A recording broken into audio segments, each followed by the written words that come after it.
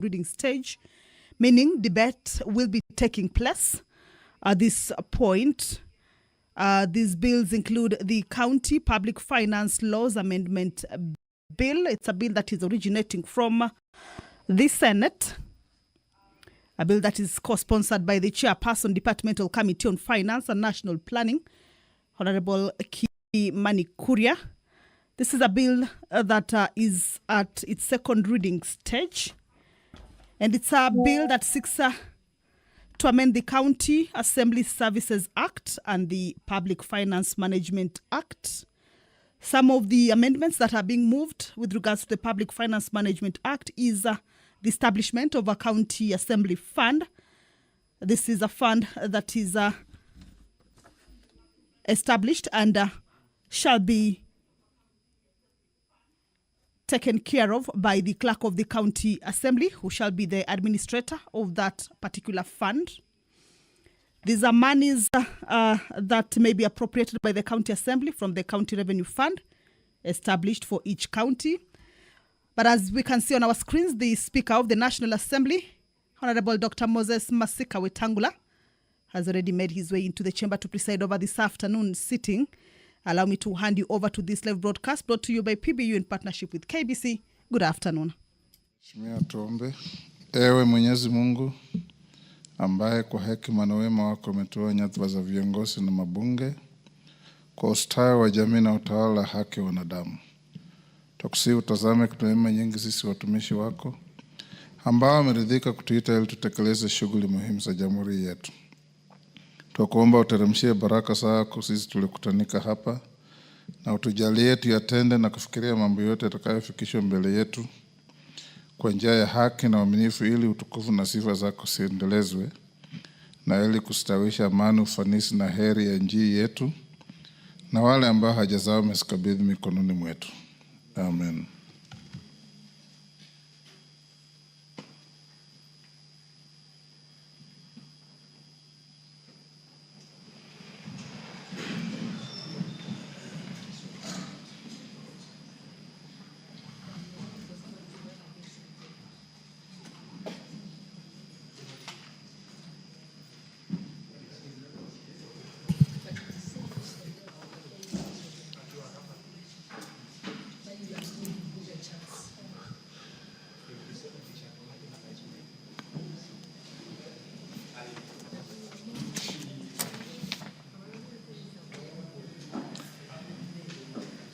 Sergeant, ring the quorum bell.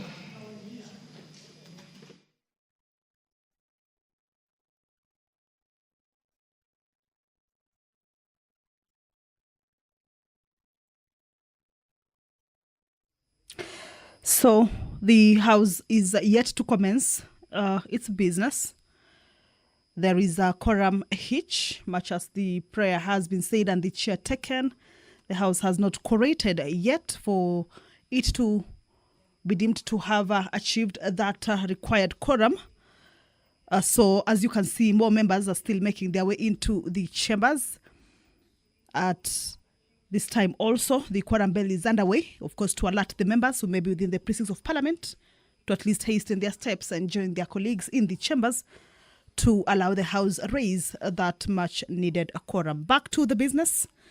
The County Public Finance Laws Amendment Bill, a bill originating from the Senate and co-sponsored by the Chairperson, Departmental Committee on Finance and National Planning, Honorable Kimani Kuria, is coming up for second reading.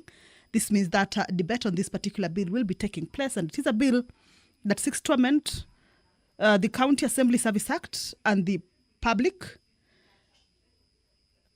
Finance Management Act. Okay, that is a signal from the Sergeant at Arms to the clerk and the speaker that the quorum has been raised. Allow me to hand you over to this business. Good afternoon.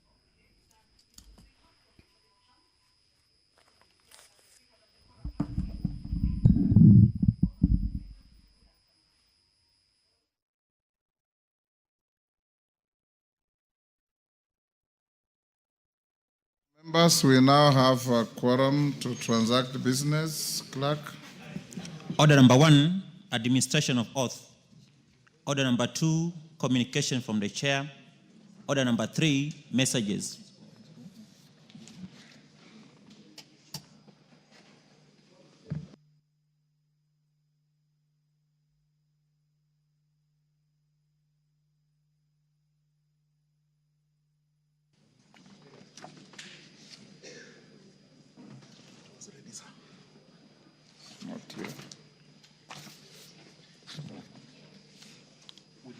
We'll come back to messages.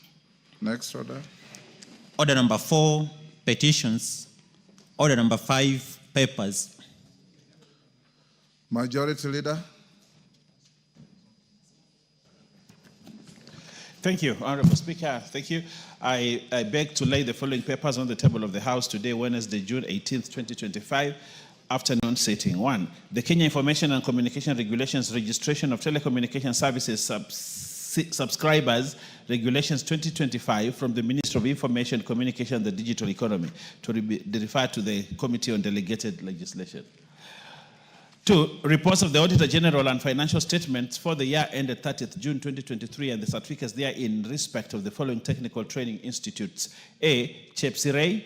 B. Machakos Technical for the Blind. C. Ekerubo Giatai. D. Gitwebe. E. Bureti. 3. Reports of the Auditor General financial statements for the year ended 30th June 2023 and certificates therein in respect of the following technical and vocational colleges. Belgut, Larry, Kasarani, and Bomet. 4. Reports of the Auditor General and financial Bomet statements. Central. Bomet Central, yes, Mr. Speaker, Bomet Central. 4. Reports of the Auditor General and financial statements for the year ended 30th June 2024 and certificates therein in respect of the following technical and vocational colleges. Larry, Kasarani, Limuru, Okame, Chepsirei, Moiben, and Wanga. 5. Reports of the Auditor General financial statements for the year ended 30th June 2024 and certificates therein in respect of the following schools. A. St. Cecilia Alwar Girls, Siaya. B. Moi Girls, Vokoli. C. Chavakali. D. Bunyore Girls. E. Chianda. F. Kisumu Girls. G. Bishop Okoth Girls, Mbaga. H. St. Mary's Yala. And I. Maseno. 6. Honorable Speaker, reports of the Auditor General of financial statements for the year ended 30th June 2024 and certificates therein in respect of the following technical training institutes: Thika, Rift Valley, Ol Lesos, Bushiangala, Ngeria, Kisiwa, and PC Kinyanjui. 7. Reports of the Auditor General of financial statements for the year ended 30th June 2024 on National Government Constituencies Development Fund and certificates there in respect of the following constituencies: A. Nyeri Town, and B. Lagdera. 8.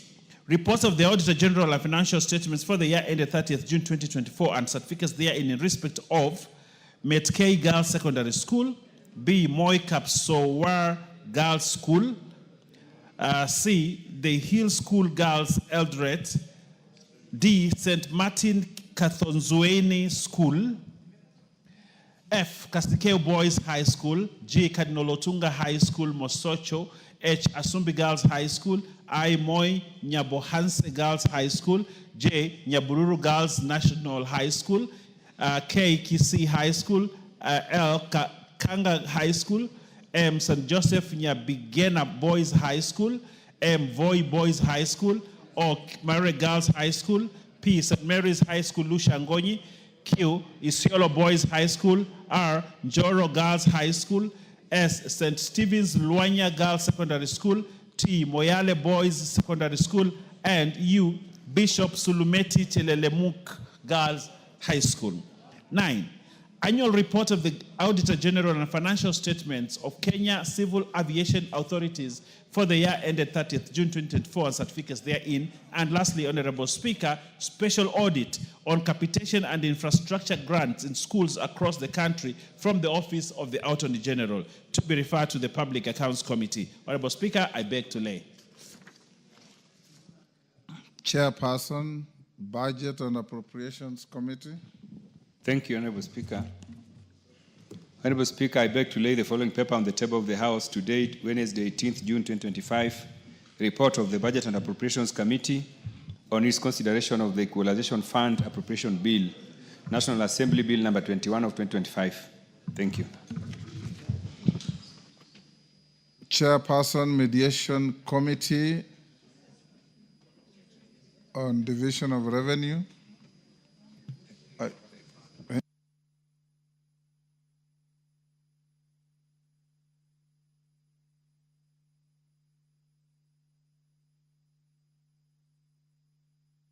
come back to that. The report is not ready. Next. Order number 6, notices of motion. Order number 7, questions and statements.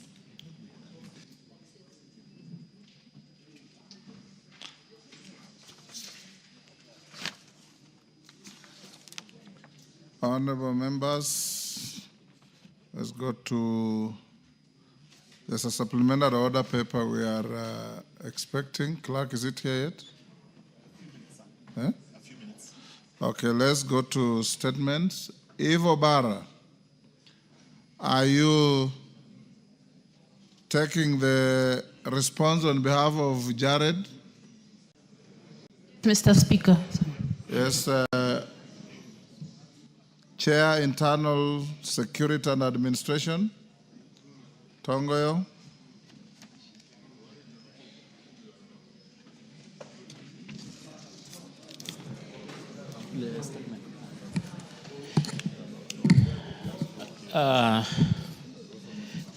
Thank you, Honorable Speaker. I'm responding to a statement being sought by Gerard regards the death of Ojwang. Yes, go ahead and take into account that this is a matter that is very active in court. And if you say anything that is likely to prejudice the court process, I will stop you. Well-guided Speaker, I know, of course, the issue of sub judice. Go ahead. And I'm well-guided. Yes. So, and it's true, Honorable Speaker, we know this is also a matter of a lot of public interest. Honorable Speaker, the Member of Parliament, Honorable Gerard Okello, did sort a statement on the floor of this House under the circumstances that led to the death of Albert Ojwang. And in particular, he wanted to know, report on the circumstances that led to the death of Alfred Ojwang, the circumstances that led to the death of Alfred Ojwang while in police custody at Central Police Station, including the legal basis for his arrest and the reason for his placement in solitary confinement. 2, the justification of the transfer from Homa Bay to Nairobi County, and also the current status of investigation by the IPOA on the immediate administrative and disciplinary action that has been taken against officers who apprehend and transferred the deceased to Nairobi. And Honorable Speaker, you remember, besides, of course, this statement, Honorable Speaker, the committee took interrogation. They interrogated the IPOA and the IG also on the same matter. And I want to read the minister's response and give a little bit also the highlight arising from the members' interrogation of the IG and IPOA to include the latest update status report from IPOA. Honorable Speaker, I respond as follows. The Member of Parliament, this is the response from the Minister, the Member of Parliament for Nyando constituency, Gerard Okello, had sought the said statement, and I respond as follows. We are deeply concerned by the circumstances surrounding the death of Mr. Albert Ojwang while in police custody at Central Police Station. Indeed, the loss of life in custody raises serious questions on procedural conduct, oversight, and the protection of the constitutional rights by the National Police Service. According to the information made public by Inspector General of Police, Mr. Douglas Kancha, the late Mr. Ojwang was arrested following a complaint launched by Mr. Elliot Lagat, the DIG of KPS, in relation to remarks made by Ojwang on his social media account, Pixel account to be specific. X account goes by that name. Despite the nature of allegation, it is important to emphasize that all arrest persons are entitled to the right enshrined under Article 49 of our Constitution This including the right to be informed promptly of the reason for arrest, access to legal counsel, and to be brought before the court of law within the 24 days. In light of the above, the decision to place Mr. Ojwang in solitary cell and whether it was consistent with the legal and procedural provision remain a matter under active investigation. The preliminary autopsy has provided initial insight into the cause of his tragic death. However, the committee awaits the conclusion of IPOA to determine any lapses, misconduct, and violation of Mr. Ojwang's right while in custody. I'll reiterate our commitment to pushing for transparency, accountability, and protection of all Kenyans from abuse while in custody of state. In regards to the second question, Honorable Speaker, in regards to the transfer of Mr. Ojwang from Homa Bay to Nairobi by the DCI was informed that the transfer was necessitated by the nature of alleged offense, which was cybercrime. We understand that such offenses may have an element that transcend geographical boundaries, but it is imperative that such transfers must still comply with the principle of lawful procedure. Under the Criminal Conduct Code, Cap 75, matters relating to the jurisdiction is determined by the place the offense is alleged to have occurred or where its consequences are felt. Again, in our understanding, in cases where it is uncertain in which jurisdiction the offense occurred, the law permits proceedings to be instituted in any such jurisdiction. However, even in such cases, the rights of accused persons be strictly upheld as they are entitled to humane and lawful condition of detention. Therefore, the committee underscores the importance of ensuring that operational decisions such as transfer of accused do not override constitutional protection. The legality of a Ojwang transfer and whether it met both procedural and human rights standards remain a critical component of ongoing investigation. On the third question, Honorable Speaker, the case is already under active investigation by POA and other relevant agencies. From public statements, we are also informed that the authority has made notable progress, including the recording of statements from several police officers, among them the OCS, Central Police Station, and junior officers who were on duty at the time of the incidents. And the post-mortem examination has already been conducted, and the preliminary finding revealed blunt force injuries to the head, bleeding in the brain, soft tissue injuries on various parts of the body, and sign of compression on the neck. The National Police Service, through the IG, has pledged full cooperation with IPOA. Similarly, my ministry is available to provide any necessary support to facilitate speedy and conclusive determination of this matter. Being a matter of significant public interest and national concern, we are hopeful that the process will be expeditious, impartial, and transparent, especially in light of the commitment made by the relevant authorities. And the last part, Honorable Speaker, the Inspector General of Police has interdicted 6 officers pending outcome of ongoing investigation, and these officers include Officer Commanding Central Police Station, Samson Talam, Duty Officer Samuel Nganga, Corporal Charles Muruki, and Police Constable Debian Lusweti, and Peter Kimani and Evelyn Kanyiri. We are of the view that this step is necessary and appropriate measures to ensure accountability, to preserve the integrity of the investigation, the process the same, and will also serve an important reminder that misconduct and negligence within the National Police Service will not tolerate.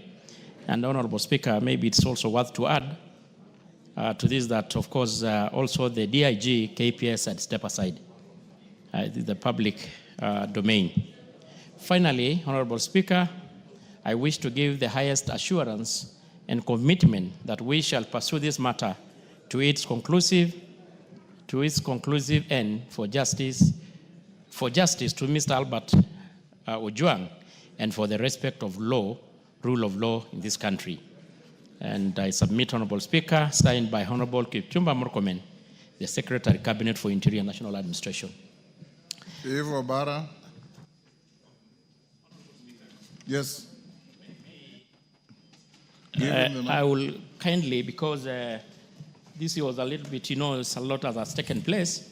To give a bit summary from the IPOA, the latest, actually, as today. Honorable Speaker, in summary, as of today, or actually this letter was signed yesterday when I was coming into the House, and I have the update report. And Honorable Speaker, there's some noise here from the member. Sorry. Order, Honorable DK. This guy is from.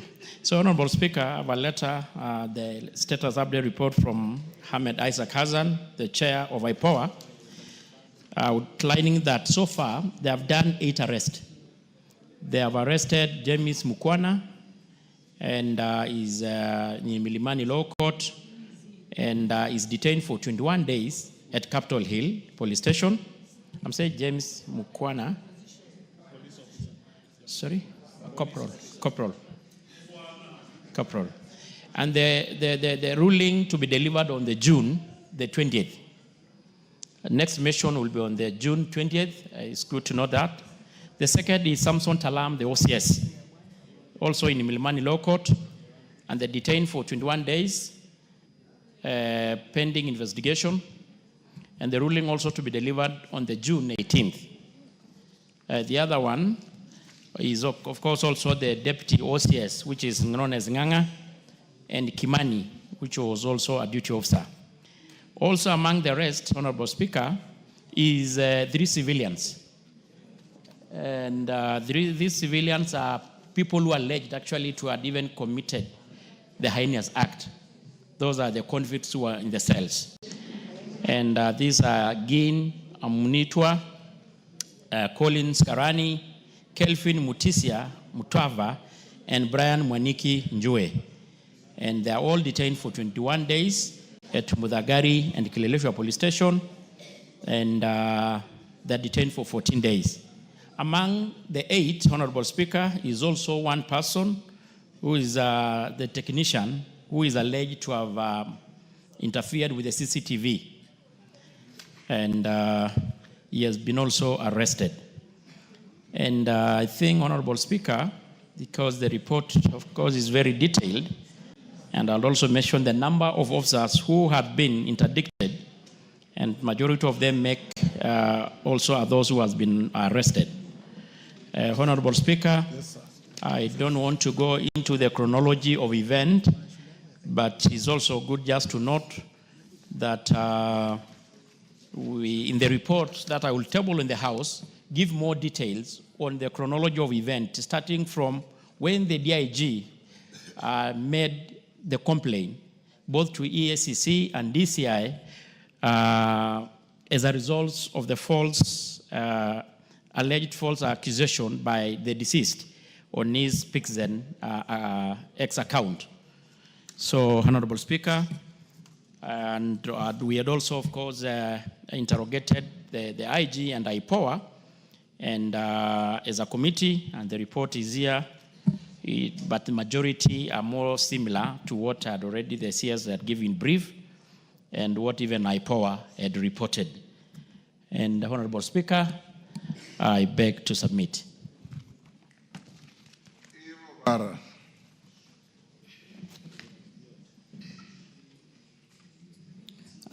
Thank you, Mr. Speaker. Let me appreciate that little effort has been made and there is progress on the case. But, Mr. Speaker, on the specific questions that were asked, I'm yet to be satisfied. Mr. Speaker, what was asked was why, the first one was, why was Albert transferred from Homa Bay to Nairobi? Was this legal? Mr. Speaker, this has not been clearly answered. In line with Article 49 of our Constitution, it's required that the arrested person be held near the place of arrest unless there are exceptional circumstances, and none were disclosed. The second one that I'm not satisfied with was, what was asked was what specific online post led to his arrest. Mr. Speaker, up to this point, we do not know the specific online post. The other one was, the question was Albert's detention documented at the Central Police Station? Mr. Speaker, the response clearly should have stated that it was not. At least acknowledge that there were gaps in the manner in which his case was handled. They always say that the truth will set us free.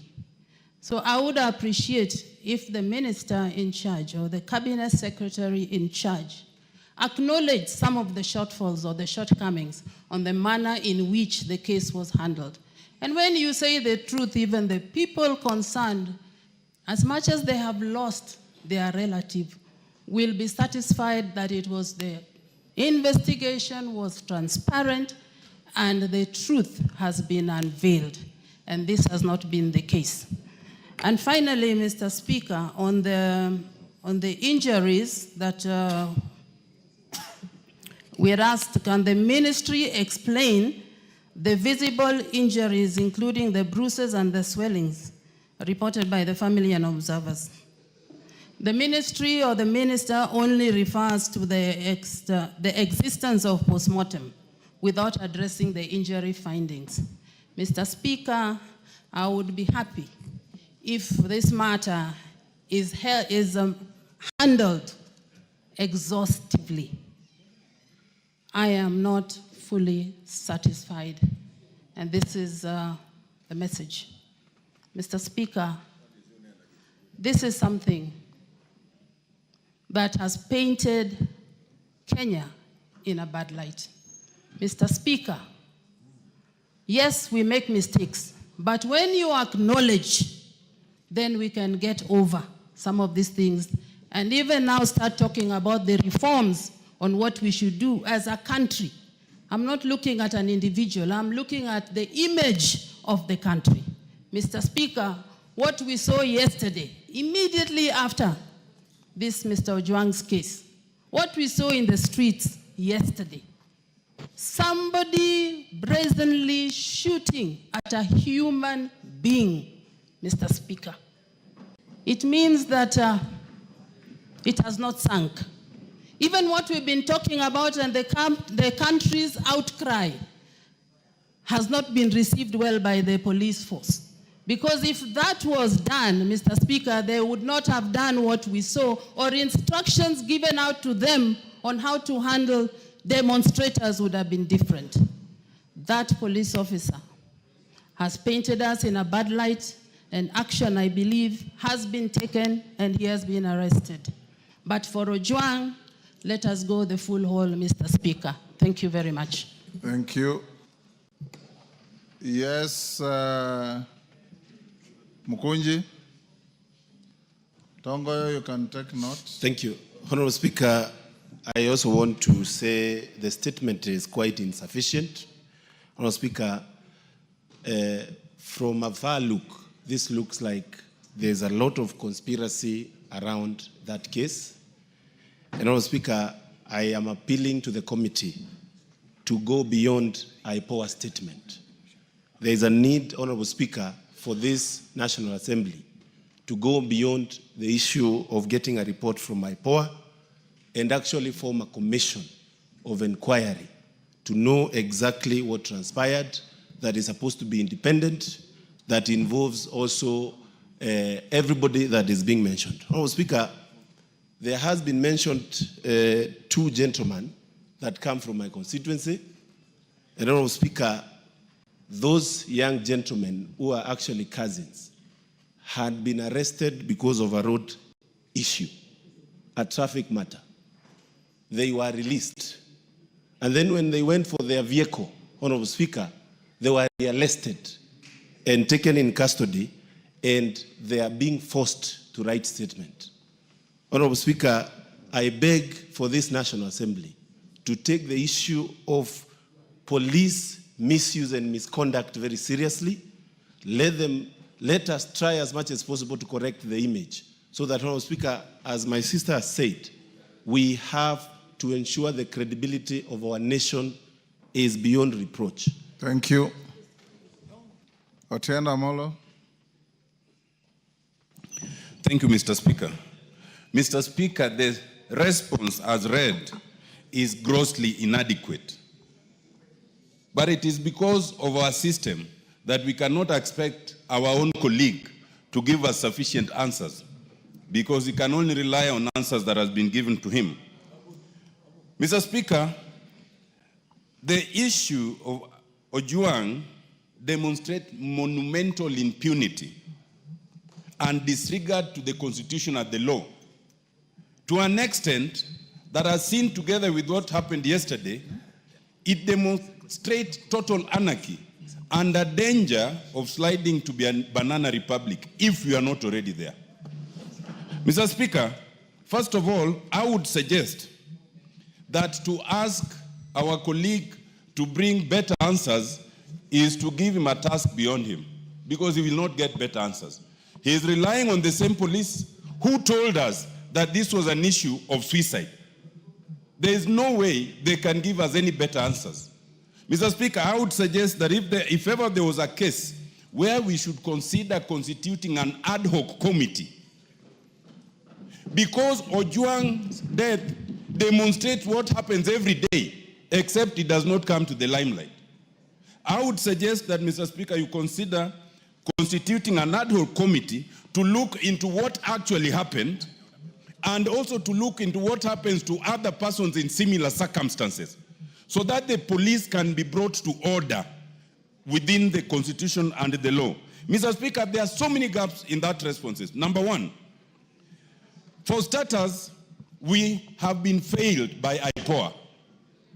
IPOA cannot, as the person investigating police conduct, attend a press conference where the police are explaining their own conduct. You cannot do that. IPOA cannot come and tell us that they have arrested people and they are prosecuting people for murder when the central suspect has not written a statement to date. How do you determine then who should be taken to court if you've not interviewed Eliud Lagat up to now? IPOA has failed us, and we must call them to order. The other failure, Mr. Speaker, is in response to what now happened, the public outcry.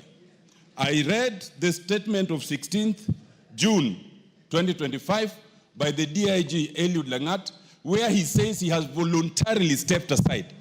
Mr. Speaker, there is nothing like stepping aside in law. I invite, Mr. Speaker, that we look at the National Police Service Act, we look at Section 17, we look at Section 95A. Under Section 17, the President can remove the DIG, can retire the DIG, or can redeploy the DIG. None of those can be done by the DIG themselves. Under Section 95A, the disciplinary process can only be done by a disciplinary committee of the National Police Service Commission. You cannot discipline yourself by saying you've stepped aside. What does that mean in law? Mr. Speaker, I want to suggest that this whole issue is a charade. If you look back to the questions that were asked, before you are arrested, you are supposed to be told why you are being arrested under Article 49. This was not an arrest, this was an abduction. And to use the word arrest, as has been used by chairman, is wrong. And if it was an arrest, you are supposed to be taken to the nearest police station. Why would you be taken 600 kilometers? And when you are taken to the station, then the OB is not recorded. At what point then are you told of the reason for your arrest? And then you are put in situations where you are clearly have been set up to be killed. Mr. Speaker, I think we owe it to this country, given what happened to Ojwang, given what happened to those who are demonstrating at what happened to Ojwang, to the extent that the same police are now escorting goons, we are in danger of sliding to a total banana republic. And if the executive cannot bring us back on course, it behoves this House to do so. Mr. Speaker, I suggest we establish an ad hoc committee. Thank you, Mr. Speaker. Thank you, Tongoyo. Honorable members, from what I have heard and from what the chair of the committee read to us, first, Honorable Otieno Molo, you can only set up a committee through a motion. There's no motion before me. But more importantly, I direct that the Minister for Internal Security appears before this House on Wednesday afternoon so that those with questions, and the questions so far raised by Ivo Bara, Otieno Molo, and Mukunji be availed to him via Hansard, so that he can be able to be interrogated by the House on matters touching on the death of Albert Ojwang, taking into account the ongoing court case and the sub judice rule, so that we can have this House lend its strong voice on matters that we disapprove of, on the conduct of officers who are supposed to protect wananchi. So, Majority Leader Owen Baya, Wednesday at 3:30, the Minister for Internal Security to appear before this House is so directed. Yes, Tongoyo? Honorable Speaker, I think on that one, I don't want to, just one question, Honorable Speaker, that has come out clearly. As much as we all regret as a country, it was really a very unfortunate event, even to include what happened yesterday.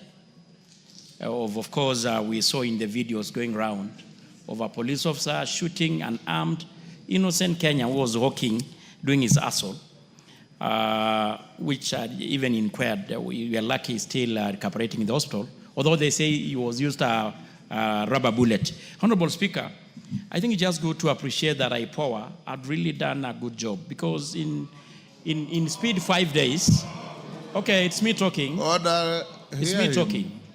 Honorable Speaker, as much as we invite the the Minister, you know what we wanted from the Internal Affairs Unit is full cooperation. And when we're interrogating, Honorable Speaker, IPOA themselves confirmed to us that the IG and his team were really in full cooperation. Honorable Tongoyo. Yes. You can advise the Minister to come with IPOA alongside him. Yes. Better that way. If he wishes to do so. Okay. Because under our structure of government, he gives policy direction to many of those institutions under him. So I would suggest then you recommend that IPOA also join the CS. It is up to him to decide who to come with. Okay. Yes. Well guided. Yes, I don't want to escalate this. I've already given direction. What's your point of order, Millie?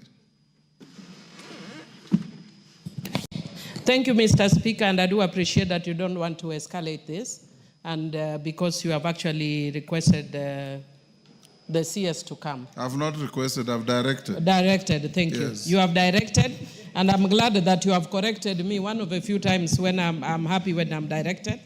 That is directed. Let him be here. And the reason is because the issue of security actually resides in this House. And I know and I want to commend the committee because they've done a very good job. But the House, the entire House needs to be seized of this matter because it's our primary mandate to oversight the security. But Mr. Speaker, even as the CS is coming, there are other issues that are arising that we would want him to deal with. Number one, only 2 days ago, Mr. Onditi died in a police post in my constituency, allegedly by suicide. Mr. Speaker, again in, I think, Nyando or somewhere, somebody else died allegedly by suicide in a police post. You know what you should do, Honorable Millie?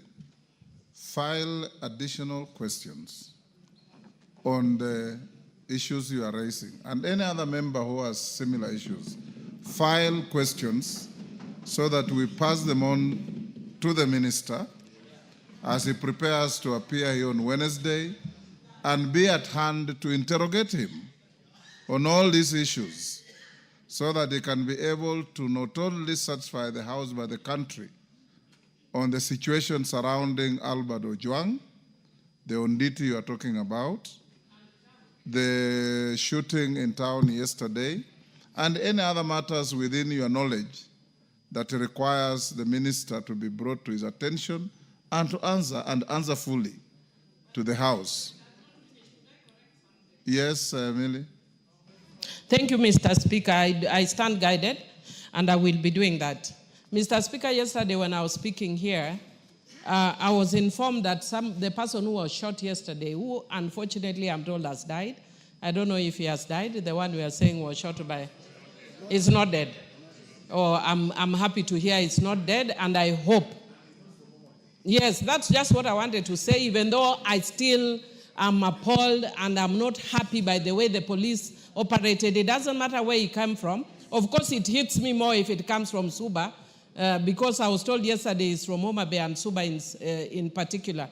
But I wish to tell the Suba people that he was not from Suba. We are still not happy that he was shot, but it's not from Members Suba. of the National Assembly, you are members of the National Assembly of Kenya. It matters not where a Kenyan comes from.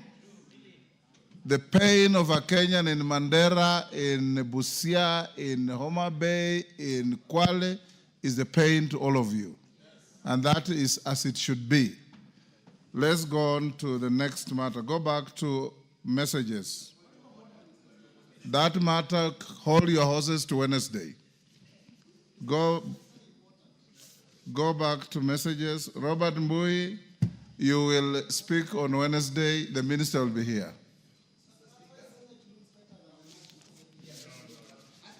Order number 3. We are not in competition. You are a house, discharge your duties. Order number 3, messages. Honorable Mbui, I know you have said that to me elsewhere, and I agree with you. It is, you and I were shot at when we were together. My car was smashed. Honorable members, be here, Robert, on Wednesday. I'll give you ample time to reflect even on your broken and healed leg.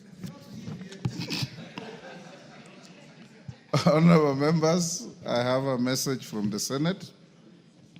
On approval of the 4th basis for allocation of the share of national revenue among county governments. Honorable members, pursuant to the provisions of Standing Order 41-4 of the National Assembly Standing Orders, I wish to report to the House that I have received a message from the Senate regarding the approval of the 4th basis for revenue allocation among county governments in accordance with Article 2173 of the Constitution. Honorable members, the message conveys that on Thursday, 12th June 2025, the Senate considered and approved the 4th basis for allocation among the counties, the share of national revenue that is annually allocated to the county level of government. This consists of the baseline allocation ratio and the formula for distribution for the financial years 2025-26, 2029-30. For clarity, honorable members, the baseline allocation ratio refers to the shareable revenue allocated to the counties in the financial year 2024-2025. The formula contains parameters and the various respective thresholds to be considered in determining the criteria for horizontal distribution of the shareable revenue among 47 county governments. The parameters include the basic equal share, population, poverty, and land area. Honorable members, as you are aware and no doubt appreciate, the basis for revenue sharing among county governments is a very critical element in facilitating the seamless execution of the devolved functions of our county governments. Notably, the formula has implications on the division of revenue bill and the county allocation of revenue bill for the financial year 2025-26. In this regard, it ought to be concluded expeditiously and before the conclusion of these two bills. Honorable members, as contemplated under Article 217 of the Constitution, the National Assembly may consider the Senate's resolution and vote to approve it with or without amendments or reject it in total. It is worth noting that the decision of the National Assembly to amend or to reject the Senate's resolution on the formula requires the support of at least 2/3 of the members of the National Assembly, being not less than 233. So any one of you wants to amend, you must garner 233 members to support your proposal. Any one of you wants it rejected, you must also do so. Honorable members, in order for the House to commence consideration of the resolution of the Senate on the fourth basis for revenue allocation among county governments are directed as follows. 1, that the message from the Senate together with the accompanying fourth basis for revenue allocation formula is hereby committed to the Budget and Appropriations Committee for expedited consideration. 2, that cognizant of the urgency of the matter, the committee is expected to consider the formula and submit a report to the House on Tuesday, 24th June 2025. 3, that the House Business Committee shall place the Senate resolution on the formula in the order paper of Tuesday, 24th June 2025 for consideration by the House. And 4, that the clerk is hereby directed to circulate the message containing the formula to all members and publish it on the parliamentary website. The House is accordingly guided.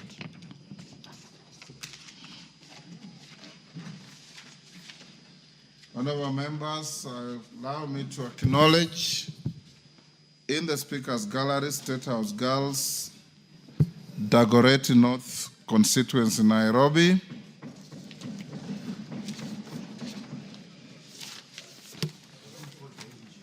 And which was the next one? Alvioda.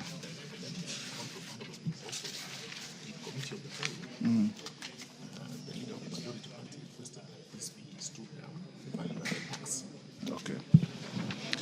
Honorable members, we have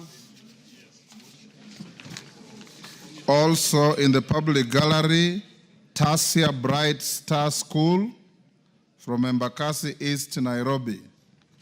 On my behalf and on behalf of the House, I welcome the students, their teachers, and those accompanying them to the House of Parliament. Honorable members, you must have now received the supplementary order paper. It is in circulation already. If you check your system, you'll find it. We have done a response to question 1. I'll stay the remaining 4 questions until we finish the business that I will rearrange. For now, we go back to notices of motion, and I call the chair budget. Had you laid your paper? Okay, go to papers, order number 5. Lay your paper. Order number 5, papers. Thank you, Honorable Speaker. Honorable Speaker, I beg to lay the following paper on the table of the House today, Wednesday, 18th June 2025. Report of the Mediation Committee on the Division of Revenue Bill, National Assembly Bill number 10 of 2025. Call out order number 6. Order number 6, notices of motion.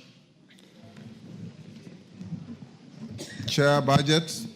Honorable Speaker, I beg to give notice of the following motion, that pursuant to the provisions of Article 113 sub 2 of the Constitution and the Standing Order 150 sub 3, this House adopts the report of the Mediation Committee on the Division of Revenue Bill, National Assembly Bill number 10 of 2025, laid on the table of the House on Wednesday, 18 June 2025, and approves the mediated version of the Division of Revenue Bill, National Assembly Bill number 10 of 2025. Thank you. Thank you, Chair. Honorable members, Otienda Mola and Murugara, you had some point of order. You approached the chair to allow you. I give you 1 minute. And Murugara, 1 minute. Thank you.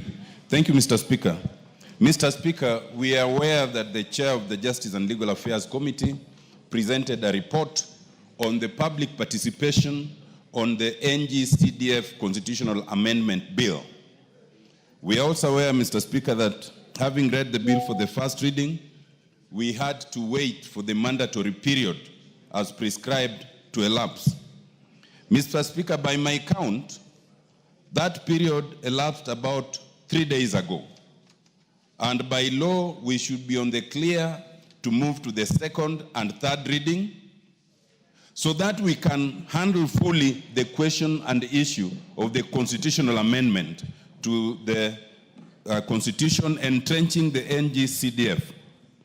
Mr. Speaker, I wanted to seek your direction on the next step so that all members would be clear, because I'm sure most members would want to participate in the second reading, and certainly most members would want to be present during voting. And Mr. Speaker, given the schedules of members, unless this is made clear, we might have a situation where some members do not participate.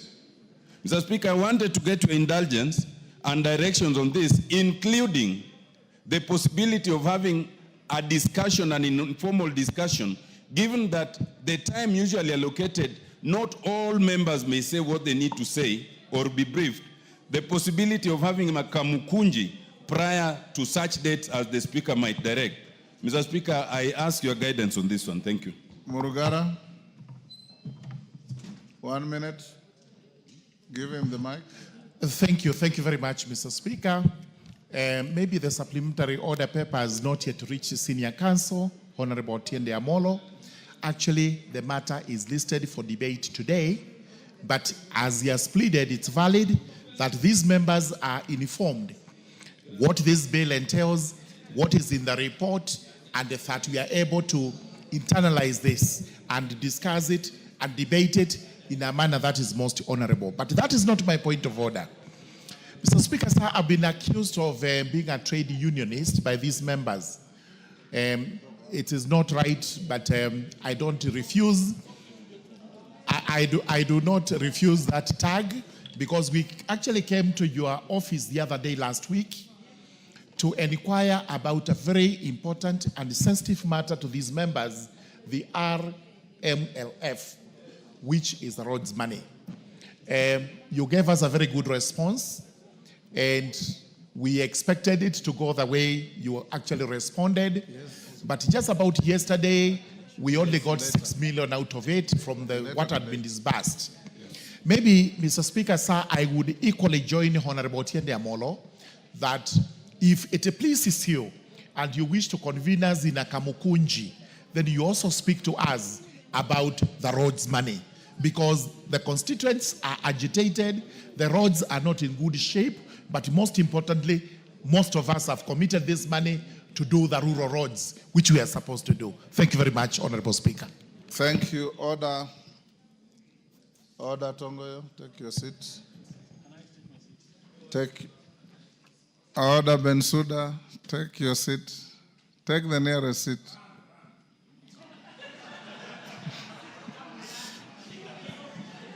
Order, honorable members. Order, members. First, allow me to acknowledge the good work that is constantly done by a caucus of lawyers in the House,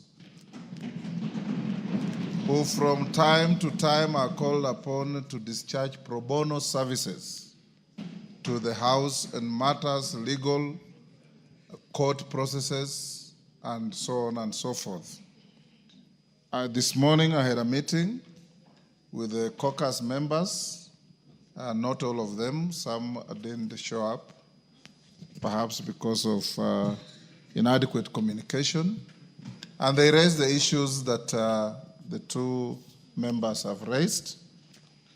I will direct as follows. Number one, the matter appearing at order number 13 on the supplementary order paper the Constitution of Kenya Amendment Bill, National Assembly Bill number 4 of 2025 be stepped down to next week for the simple reason that constitutional amendment bills are very delicate to the extent that once you move it, you debate, you vote for it as it is or reject it as it is. You are not allowed to bring any amendments on the floor. That's why we gave you time, adequate time, to debate this matter informally in a pre-publication form. And the Hansard shows that at least about 80% of members of this House spoke to it. But that notwithstanding, memories fail, people change their minds, people forget things, and so on. I have acceded to the request that on Tuesday, at 9 a.m. in the morning, we congregate here in a special Kamkunji to again appraise ourselves on the content of this important bill that seeks to entrench GAF funds, NGCDF, and Senate Oversight Fund into the Constitution so that when we start the debate in second and subsequent third reading, we know that we have no opportunity or capacity to amend. On the issue of RMLF, I'm sure your officers must have advised you that some sums of money have been disbursed, and there is a process of re-engineering the disbursement of additional funds. I will then appraise you as well. And I've instructed the chairman of Roads, GK, member Fondia, to get in touch with the office of the clerk and the majority leader to appraise themselves on the developments on RMLF. But more importantly, again, I want you to acknowledge the caucus because the court did direct that Section 6 of the Roads Act is unconstitutional to the extent that counties are excluded. For us to correct the situation, the caucus, under my direction and guidance, are working overnight to come up with a draft bill to cure that anomaly that the court has pointed out, which will then be processed in the shortest time possible, including public participation and so on, so that within a month or two, we should have an amended bill that meets the constitutional expectations that have been directed. So once again, the caucus, on behalf of the House, we salute you for your not only offer of your time and brain, but the sacrifice you are making to make this House function better. Thank you. As you know, the caucus is co-chaired by the Honorable Otienda Amolo and Chepkonga. Chepkonga is out of the country, but we salute them for their leadership. Honorable members will then reorganize the business of the day. The remainder of the questions to be responded to will come after the committee of the whole. So we'll skip order number 8, order number 9, and order number 10, and go to the committee of the whole. And in the committee of the whole, the majority leader has requested that we step down the order on value-added tax amendment bill, which will come next week, so that we deal with the finance bill and the National Council of Population and Development bill. Equally important, honorable members, as you know the requirement under the law and the Constitution, I have approved requests for amendments from the chairman of the committee, from the majority leader, and from the Honorable Member for Navaholo, Emmanuel Wangwe, which will be prosecuted in the committee. Honorable members, I'll now direct the clerk to call out order number. Yes.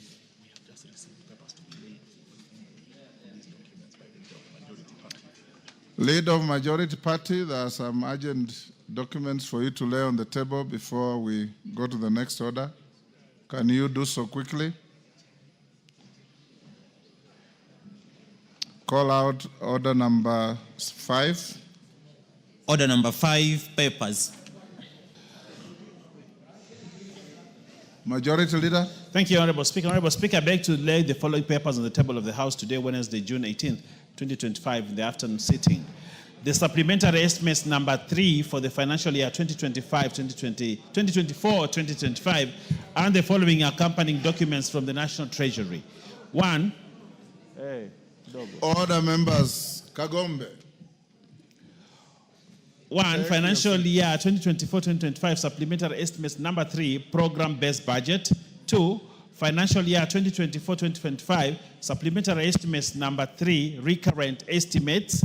3. Financial year 2024-2025 supplementary estimates number 3, development estimates. And lastly, Honorable Speaker, at 5, memorandum on financial year 2024-2025 supplementary estimates number 3. Honorable Speaker, I beg to lay. Thank you, Honorable Wenbaya. Honorable members, allow me to acknowledge in the public gallery Kambara Secondary School from Madhioya, Muranga. On my behalf and on behalf of the House, we welcome the students and their teachers and those accompanying them to the House of Parliament. Call out order number 11. Order number 11, Committee of the Whole House.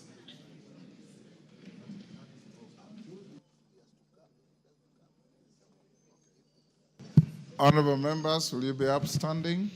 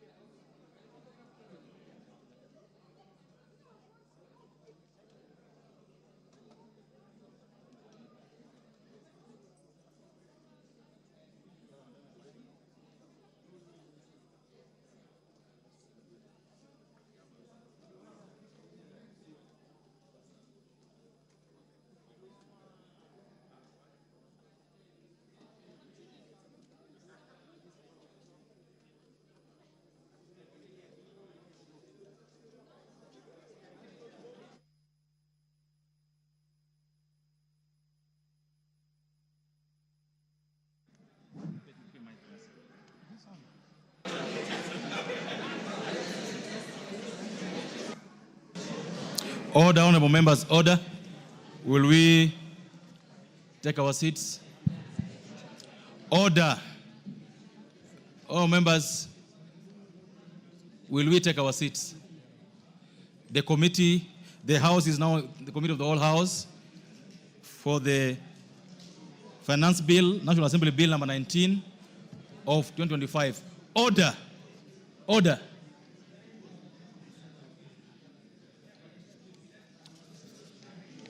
The Honorable Soro et al. Order. Could you take your seats?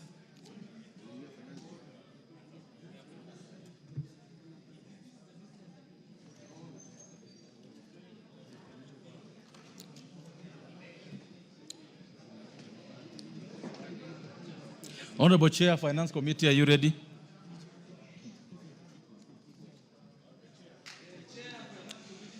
The Honorable Soro, allow the Chair of Finance Committee to do his job. The Honorable Soro, take your seat.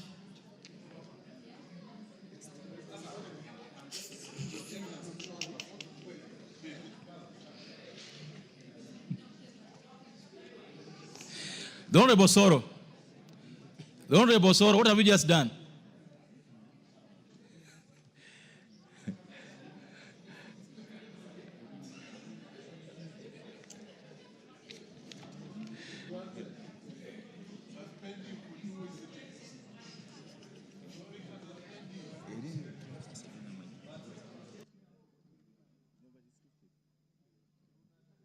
So members, let's proceed. The Honorable Chair of Finance, I hope you're ready.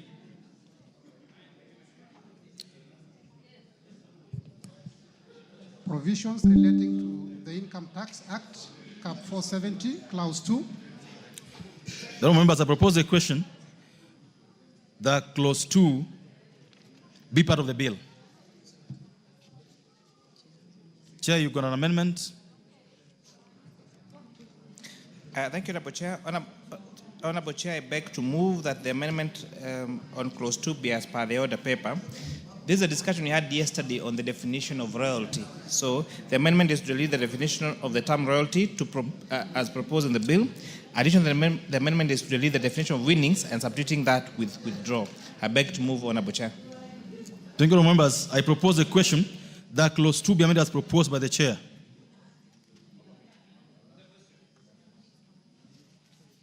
I now propose a question that Clause 2 be amended as proposed by the Chair.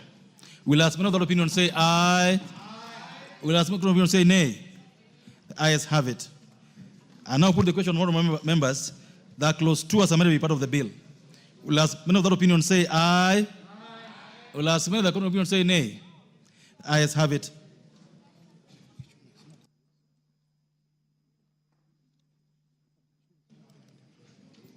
There was an amendment almost on the same terms like what we just passed by the majority leader, and I direct that the amendment by the majority leader then falls because this committee amendment has been carried.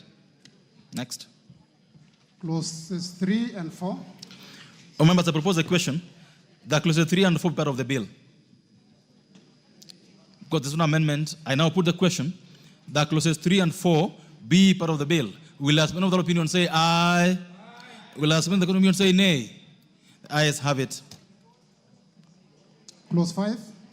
Members, I propose a question that Clause 5 be part of the bill. The Chair of Committee, you got an amendment. Honorable Chair, I beg to move that Clause 5 be amended as per the order paper. This amendment is seeking to remove sale of scrap as income subject to tax under Section 10 of the Income Tax Act. Additionally, this amendment is seeking to include withdrawals made by punters as taxable income under Section 10 of the Income Tax Act. Thank you. All members, I propose a question that Clause 5 be amended as proposed by the Chair of the Finance Committee. If there's no interest on that, I now put the question, members, that Clause 5 be amended as proposed. Will as many of that opinion say aye? Will as many of that opinion say nay? The ayes have it. Members, I now put the question that Clause 5 as amended be part of the bill. Will as many of that opinion say aye? Will as many of that opinion say nay? The ayes have it. Clause 6. Members, I propose a question that Clause 6 be part of the bill. Honorable Chair, you have an amendment to this? So, Honorable Chair, I beg to move that Clause 6 is amended as per the order paper. This amendment is seeking to require the Cabinet Secretary to make regulations regarding significant economic presence within 6 months. Honorable Chair, as you may recall, last December we did pass the amendment on significant economic presence tax. However, despite us passing this bill in this House, almost 6 months later there has not been regulations that have been passed on the same. So this amendment is therefore requiring the Commissioner and by extension the Cabinet Secretary to gazette, to publish regulations to effect the significant economic presence tax as per contained in the tax laws. The significant presence. Members, I propose a question that Clause 6 be amended as proposed. I now put the question, therefore, that Clause 6 be amended as proposed. Will as many of that opinion say aye? Will as many of the contrary opinion say nay? The ayes have it. Members, I now put the question that clause 6 as amended be part of the bill. Will as many of that opinion say aye? Will as many of the contrary opinion say nay? The ayes have it. Clause 7. Members, clause 7 has no amendment. I propose the question that clause 7 be part of the bill. I now put the question, therefore, that clause 7 be part of the bill. Will as many of that opinion say aye? Will as many of the contrary opinion say nay? The ayes have it. Clause 8. Members, I propose the question that clause 8 be part of the bill. Chairperson, got an amendment to this clause? Honorable Chair, I beg to move that clause 8 be amended as per the order paper. This amendment, the amendment is seeking to clarify that both the investment in our stadia and investment in sporting activities will both be deductible for tax for those in the private sector that invest in these two activities. I beg to move, Honorable Chair. Thank you. Honorable members, I propose a question that clause 8 be amended as proposed by the chair. It's about sports facilities being tax deduct. I propose the question, all members, that clause 8 be amended as proposed. Will as many of the opinion say aye? Will as many of the opinion say nay? The ayes have it. I now put the question, members, that clause 8 as amended be part of the bill. Will as many of that opinion say aye? Will as many of the opinion say nay? The ayes have it. Clauses 9 and 10. All members, I propose a question that clauses 9 and 10 be part of the bill. Because there have no amendments, honorable members, I now put the question that clauses 9 and 10 be part of the bill. Will as many of that opinion say aye? Will as many of the contrary opinion say nay? The ayes have it. Clause 11. All members, I propose a question that clause 11 be part of the bill. Move, you got an amendment, Chair? Honorable Chair, clause 11 refers to an amendment on country-by-country reporting that requires companies, whether it's surrogate or subsidiary or parent company, and this amendment is seeking now to require the submission of the country-by-country report, since it is the same, to be provided, and it's provided as subsection 2, that it be in the same section. I beg to move, Honorable Chair. All members, I propose a question that clause 11 be amended as proposed by the chair. I put the question that clause 11 be amended as proposed by the chair. Will as many of that opinion say aye? Will as many of that opinion say nay? The ayes have it. I now put the question, members, that clause 11 as amended be part of the bill. Will as many of that opinion say aye? Will as many of that opinion say nay? The ayes have it. Clause 12. Members, I propose the question that clause 12 be part of the bill. All members, your chairman, you got Yes, Honorable Chair, clause 12 regards to advance pricing agreement, where you're saying where the taxpayer in an issue with the advance price agreement has provided false information, then that advance price agreement will be declared to be void.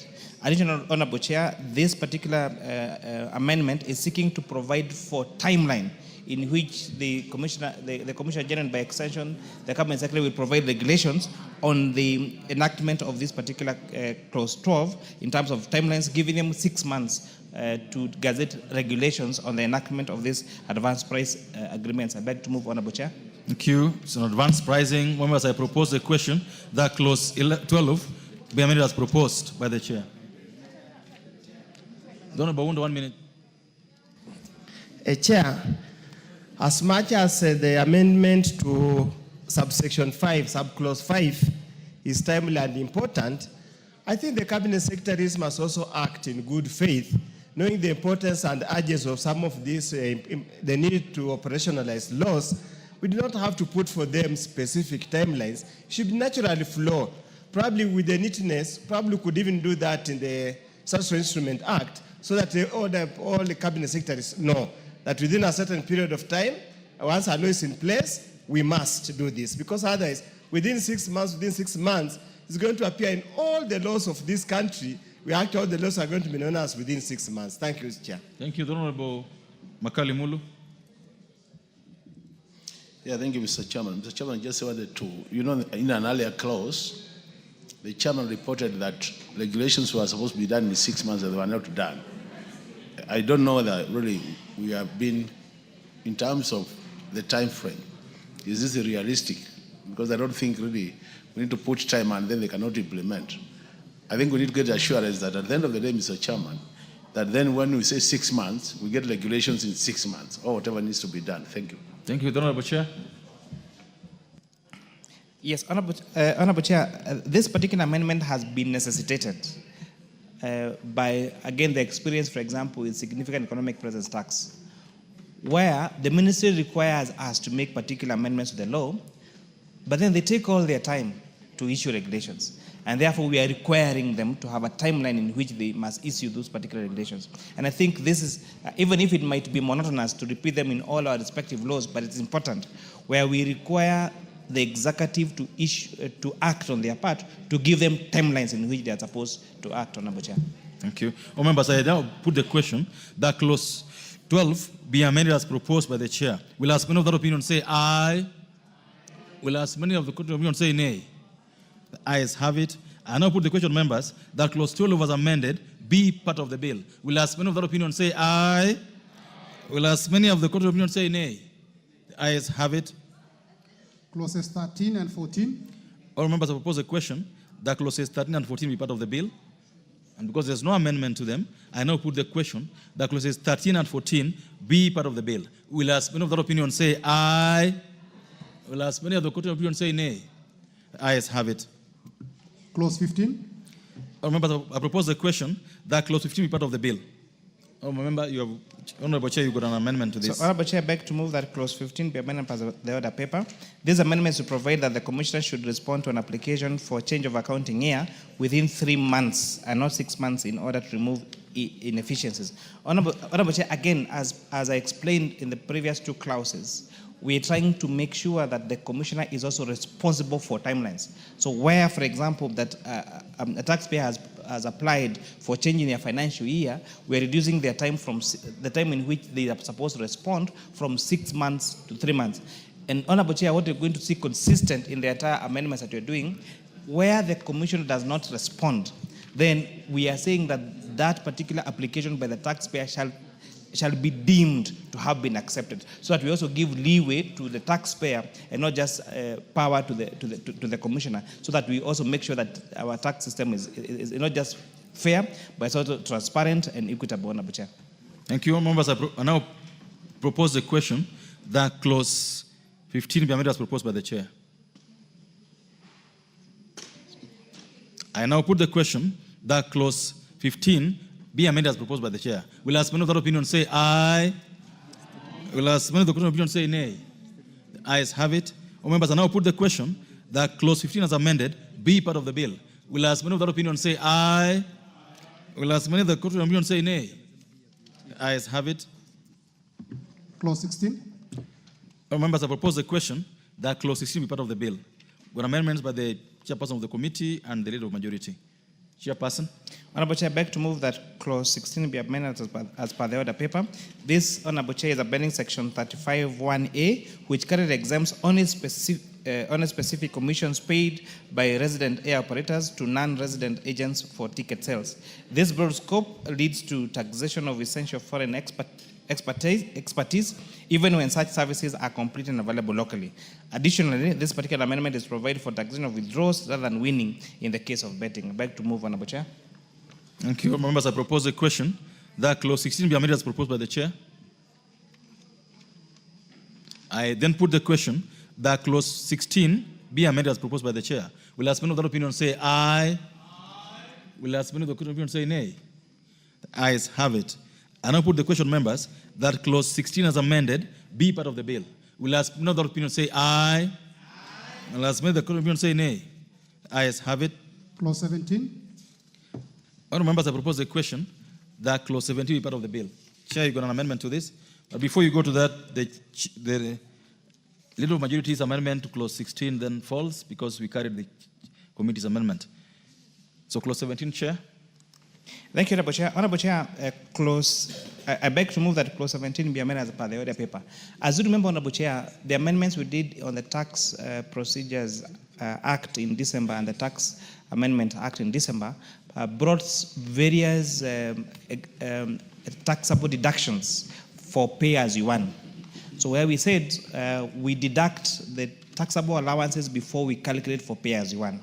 However, Honorable Chair, we have taxpayers have reported to us during public participation that we have quite a number of employers who are not allowing those expenses as tax allowable. And therefore, they are leaving now the employed, especially the employed Kenyans, to now claim that when they are filing their income tax at the end of the year. So therefore, this amendment is seeking to compel the taxpayer to allow for tax deduction those tax allowable expenses for pay as you earn. I beg to move, Honorable Chair. Oh, members, I propose a question that clause 17 be amended as proposed by the chair. Honorable Omboko. Thank you, Honorable Chair. I want to support that amendment as the chair puts it, because that was a very vital law that we made as a parliament, so that when we are taxing the employees on their payslip, we don't include those statutory elements and deductions. Because when you do so, it's double deduction. In fact, it was meant to leave some more money on the payslips of the workers. Chair, is that correct? And therefore, I want to support it because it is very, very progressive. Remember, one of the biggest challenge we are facing now by the workers of this country is that there are too many levies on their payslips. And this was supposed to actually achieve a situation whereby they have some relief. Thank you, Honorable Chair. Thank you. Honorable Wunda, 1 minute. Quick one. It is possible, Chair, I support, 100% support the amendments as it was done before it's being carried here, but probably the failure to allow all deductions and relief could be out of ignorance, not knowing what was provided for. Not everybody is kept abreast with the changes in the law.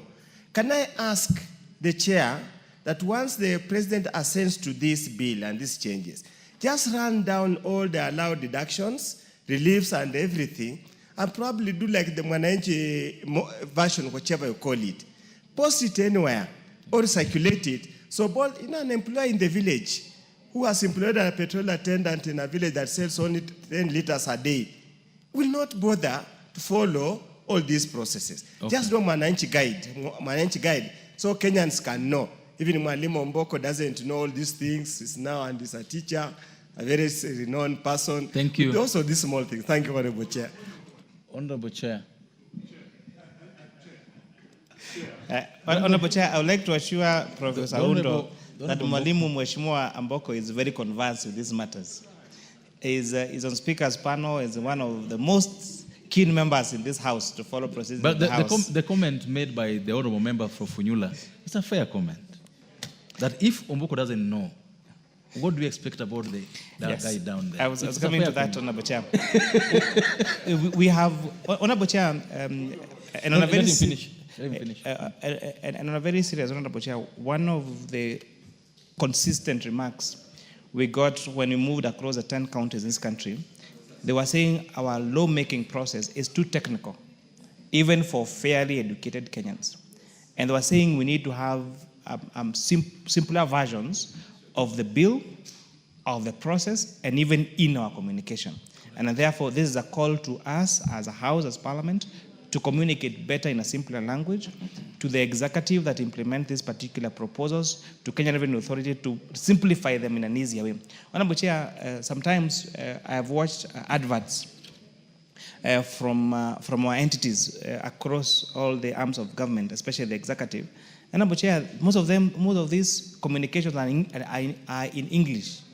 So we need to have even versions of our bills and our laws in vernacular, so that Kikuyu speaking speaker from Mukinyai in my village can understand, so that Tholuo speaking Kenyan from Ukwala can understand what we mean, Honorable Speaker. So I agree with Honorable Undo from Funyula that we need to simplify the way we communicate our legal making process, because sometimes, even for fairly educated and learned Kenyans, it becomes a bit too technical to understand. Honorable Chair, I've always said, sometimes even when we present these bills to Kenyans, sometimes the proposal is to delete a deletion. And therefore, even when they get to the bill, the proposal is to delete a deletion. So again, you have now to get to the parent act to see what was being deleted, Honorable Chair. And I think we have an obligation to make sure we simplify our communication. Well said. Thank you. The Honorable Mboko. You know, Honorable Chair, what that particular clause means is that once you allow the pay to be deducted on the gross, including the deductions, it means you are actually taxing the workers on money that will not go to them. Basically, that's the basis of it. I just wanted to correct that I'm the master of this, and that's why I raised it. It's a very good amendment, and actually, the employers must now be compelled to do exactly that. Thank you. Thank you. Oh, members, I put the question. That clause 17 be amended as proposed by the chair. Will as many of that opinion say aye? Will as many of the opinion say nay? Ayes have it. I now put the question, members, that clause 17 as amended be part of the bill. Will as many of that opinion say aye? Will as many of the court of opinion say nay? Ayes have it. Clauses 18, 19, 20, 21, 22, 23, 24, and 25. Members, I propose a question that clauses 18, clause 18, 19, 20, 21, 22, 23, 24, and 25 be amended, be part of the bill. Members, those clauses have no amendments.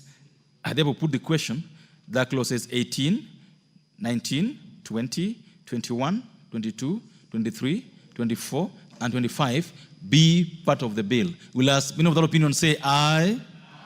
Will as many of the opinion say nay? Ayes have it. Clause 26. Members, I propose a question that clause 26 be part of the bill. This is an amendment by the Honorable Chair. Honorable Chair, I beg to move that clause 26 be amended as per the order paper. This amendment is to allow for investment allowance for a spectrum license by a telecommunication operator. Additionally, Honorable Chair, this amendment is to retain 100% investment allowance deduction for investment outside Nairobi and Mombasa. Honorable Chair, as I said yesterday, this investment allowance for spectrum license is going to ensure that we have more coverage of network across the country. It is really unfortunate, Honorable Chair, that in 2025, we still have some parts of this country that there's no power, there's no telephone connectivity. And are therefore, you moving? This particular amendment, Honorable Chair, is seeking order. Which one are you moving? 27. Yeah, move 26 first. Oh, sorry. No, oh, yes. Sorry. Honorable Chair, I beg to move that clause 26 be amended as per the order paper. Honorable Chair, I want to thank sincerely Honorable Oudo, because he's the one who noticed this yesterday during the second reading. And he has noticed it again today. And he has noticed it again today. Noted that, Honorable Chair, that the amendment as proposed in the bill, Honorable Chair, would leave out payment of gratuity and pension outside public pension schemes.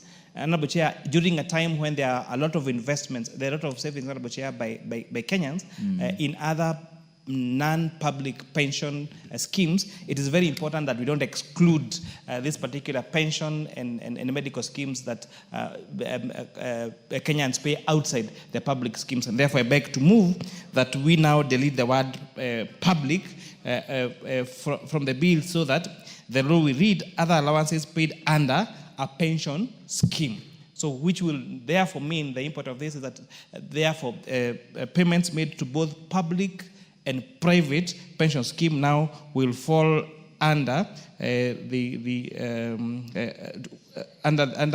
now be exempt, Honorable Chair, from income tax. I beg to move, Honorable Chair. Thank you, members. I propose the question, therefore, that clause 26 be amended as proposed by the chair. And I want to give this chance to Honorable Mayaka. Honorable Mayaka has the floor. Honorable Wundo, this lady has the floor now. Allow her. Thank you, Honorable Chair. Honorable Chair, I also just want to support this particular amendment and also to just extend my salutation to Honorable Oundo, because yes, Honorable Chair, if we limit it to public, it means a whole spectrum of people who have investments outside that space are actually affected. And for me, Honorable Chair, also is just to speak to the matter of one thing that as Africans we experience, which is called black tax. This is very encouraging for people who are investing for their retirement and for people who are already in retirement, that they will not be taxed for this particular. And so yes, I support this amendment. Thank you. Member for Keses. Thank you so much, Mr. Chair, for the committee. Mine, I also want to support this particular amendment by ensuring that we onboard every Kenyan. You know, we are achieving the provision of the Constitution on inclusivity. And more so to say, the aspect that we want to encourage Kenyans to save for investment purposes. You know, there's something that we need to align. Kenya now, as we can say, it is on leverage level, where we are borrowing much from outside than even from within. And we want to encourage savings by Kenyans, borrow from them, invest and develop our country, and they can derive the benefit and interest from their savings. So this particular amendment is good. We want to encourage both private and public so that together, cumulatively, we can build our country together. Thank you. Thank you. Member for Kitui Central. Oh, no, this is your amendment, not so. Yeah, thank you so much, Honorable Chairperson. Honorable Chairperson, I also want to support this. In this country, we appreciate that we have a lot of private pension schemes, Honorable Chair. So if we have not, before this amendment, Honorable Chair would have discriminated Kenyans. And I think it's important. Now, the way it is now, it serves every Kenyan. I support. Thank you. The Honorable Wundo. Chair, I just want to sincerely thank the chair of the committee. I raised the matter here. He didn't get the import of what I was saying. As we walked out of the chamber, and you know, most of them deal with very more important things out of the formal arrangement. So I encourage there must be quite a lot of informal discussions. That's where we tied it up. And even I have evidence here, handwriting. So thank you, Chair. You are now listening, Chair. Thank you. Done. All members, I propose a question that clause 26 be amended as... Honorable members, I propose a question that clause 26 be amended as proposed by the chair. Will as many other opinion say aye? Will as many other opinion say nay? Ayes have it. Members, I now put the question that clause 26 as amended be part of the bill. Will as many other opinion say aye? Will as many other opinion say nay? Ayes have it. Clause 27. Honorable members, I propose a question that clause 27 be part of the bill. Honorable Chair. Now you can talk about those things of cables you're talking about. Thank you, Honorable Chair. Honorable Chair, I beg to move that clause 27 be amended as per the order paper. This has two imports, Honorable Chair. One of them is to introduce an investment allowance for a spectrum license for telecommunication operators, Honorable Speaker. And I did say that despite Kenya having been one of the countries that has the greatest penetration of mobile network, we still have some villages across the country that still don't have telephone connectivity. And we are hoping, Honorable Chair, that once we provide this investment allowance, because spectrum license is a very expensive affair, Honorable Speaker, and therefore exempting this would incentivize our telecommunication operators to apply for this spectrum license and to invest in connecting the whole country, Honorable Speaker, into mobile connectivity. Honorable Speaker, additionally, this amendment is seeking also to retain the 100% investment deduction allowance that we had granted in December during the tax laws amendment bill to investments outside Nairobi and Mombasa. Honorable Speaker, we need to encourage especially companies to move out of Nairobi and Mombasa. It has two solutions, one creating employment in rural areas, Honorable Speaker, and also reducing the rural-urban migration and now the congestion that we see in our cities, Honorable Speaker. Honorable Chair, I beg to move. Thank you. Members, I propose a question that clause 27 be amended as proposed by the chair. The honorable member for Kibwezi East. Thank you, Chair. I stand to support the amendment to clause 27, and especially on the investment allowance, the spectrum increase, as it is going to cover more, areas, and especially the rural areas, Mr. Speaker, Mr. Chair. We are aware that most of the investments have been put into capital centers and the rural areas where we come from, and most of us where we represent, we are not having this advantage, and so I support. Thank you. Honorable members, I put the question that clause 27 be amended as proposed by the chair. Will as many of the opinion say aye? Will as many of the court of opinion say nay? The ayes have it. I now put the question, members, that clause 27 as amended be part of the bill. Will as many of that opinion say aye? Will as many of the court of opinion say nay? The ayes have it. Clause 28. Honourable members, I propose the question that clause 28 be part of the bill. Chair. Honourable Chair, clause 28 has three very consequential amendments. One, Honourable Chair, clause 28 was seeking to delete the tax incentives that we had granted to, that was giving preferential tax rate for companies that were constructing 100 residential units. Honourable Chair, we found this to be inconsistent with the government's agenda to provide affordable housing. And we're saying, despite now the government providing this particular affordable housing to Kenya, it's also important to incentivize private sector to do the same. And therefore, we are proposing a deletion of that particular proposal so that we can continue to advance this preferential tax treatment for institutions that are building affordable housing for at least 100 units. This also is seeking now to again reinstate the tax incentives we had provided for local assembling of motor vehicles. Honourable Chair, I look forward to a time when you and I can drive locally made vehicles in this particular country. And it has been made possible before, but again, retrieving the incentive that we done to this sector would again disadvantage that particular space, Honourable Speaker. Thirdly, Honourable Speaker, the further is intending to reduce the tax to 5% of withdrawals made by punters, Honourable Speaker. But most importantly, on digital asset tax. Honourable Chair, when you make an investment or a transfer on digital assets, if you're using, say, a Bitcoin to pay for a particular service, the current law was providing that you would pay tax on the transaction amount. It is the equivalent of being taxed for depositing money in your bank. But now we are changing this from not based on the transaction amount, but by the fees the service provider are going to charge you when, Honourable Chair, you trade using digital assets. And again, this is very, very important because, as I read yesterday, next week we'll be tabling a report and moving amendments to the digital assets regulatory bill, Honourable Speaker. Honourable Chair, I beg to move. Thank you. All members, I propose the question that clause 28 be amended as proposed by the Chair. Member for Kitui Central. Yeah, thank you so much, Mr. Chairman. Honorable Chairperson, I do support these incentives, but I want to make the following observations. If you look at our motor assembly companies in this country, and you look at the construction sector, there's a lot of monopolistic tendencies. And that means we might be benefiting very few companies at the expense of Kenyans not benefit from that tax. So I would wish that even as we move forward, it would be important that we open these sectors for competition. We need more firms to come on board so that when we provide these tax incentives, then we benefit many more Kenyans. I submit, Honourable Chairman. Thank you. All members, I put the question that clause 28 be amended as proposed by the Chair. Will as many of the opinion say aye? Will as many of the contrary opinion say nay? The ayes have it. And I put the question, members, that clause 28 as amended be part of the bill. Will as many of the opinion say aye? Will as many of the contrary opinion say nay? The ayes have it. Well, members, that clause had an amendment by the majority leader, but because we've carried the amendment by the Finance Committee, that amendment by the majority leader falls. Clause 29.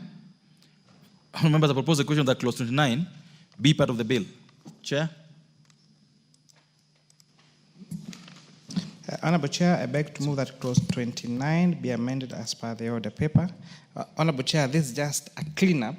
In fact, the impact of this amendment is just to have a comma immediately after the word individual, so that the law now will read in paragraph 6 H5, by saying the words an individual, then comma, immediately after the word where. So it's mainly a cleanup, Honourable Chair. Thank you, members. I propose a question that clause 29 be amended as proposed by the Chair. Member for Kibwezi East. Thank you, Chair. I rise also to support the cleanup. Chair, in law, interpretation, a comma means a lot. Correct. It means a lot, so it can change the whole meaning, and so I support the cleanup. Thank you. Members, I put the question that clause 29 be amended as proposed by the Chair. Will as many of that opinion say aye? Will as many other court of opinion say nay? Ayes have it. But I now put the question that clause 29 clause 29 as amended be part of the bill. Will as many of that opinion say aye? Will as many other court of opinion say nay? Ayes have it. New clause 5A. Members, we got two new clauses. So the new clause 5A, member,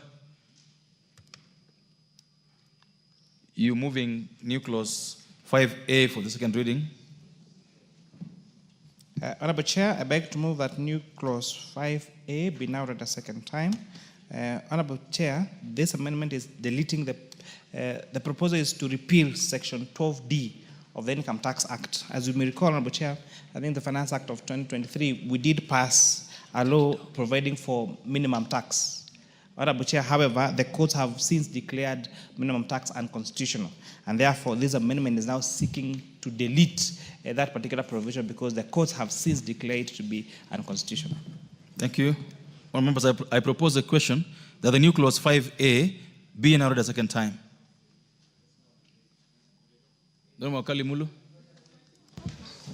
Yeah. Honorable Chairperson, how I wish that the chairperson would have provided more details in terms of when you say the courts have declared unconstitutional. Is it leading to discrimination? What is really the issue? Because that is not coming out clear. Honorable Chair. So, Honorable Chair, Section 12D of the Income Tax Act is the one that was providing for minimum tax.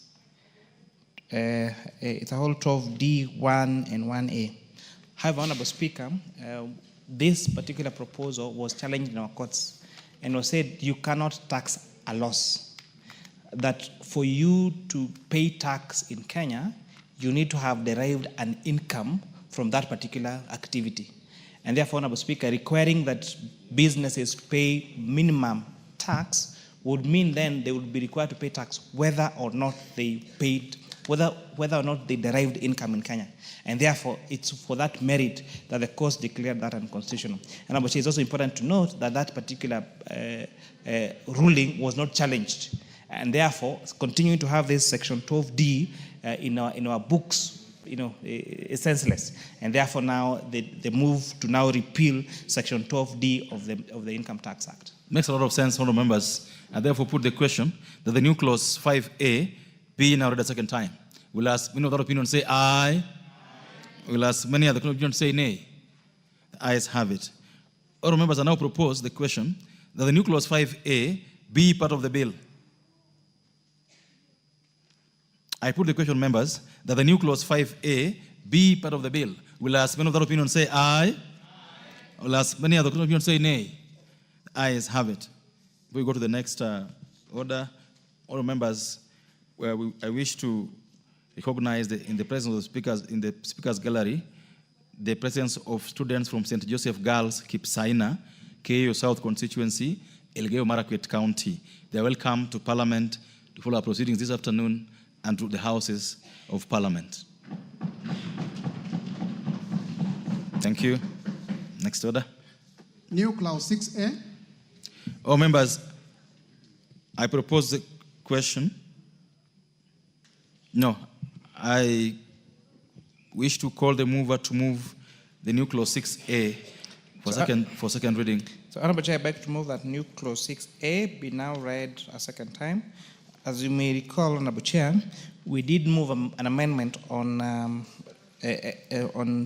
tax paid on digital assets, moving it from the transaction amount to fees. And therefore, this is a subsectional amendment that now is seeking now to introduce a new clause so that that digital asset tax is now based on the fees charged on virtual asset providers and not on the transaction amount. I beg to move, Honorable Chair. Members, I propose a question. The new clause 6A being read a second time. I think it's self-explanatory. And now put the question that the new clause 6A be now read a second time. Will as many of the opinion say aye? Will as many of the court opinion say nay? Ayes have it. I now propose the question, members, that the new clause 6A be part of the bill.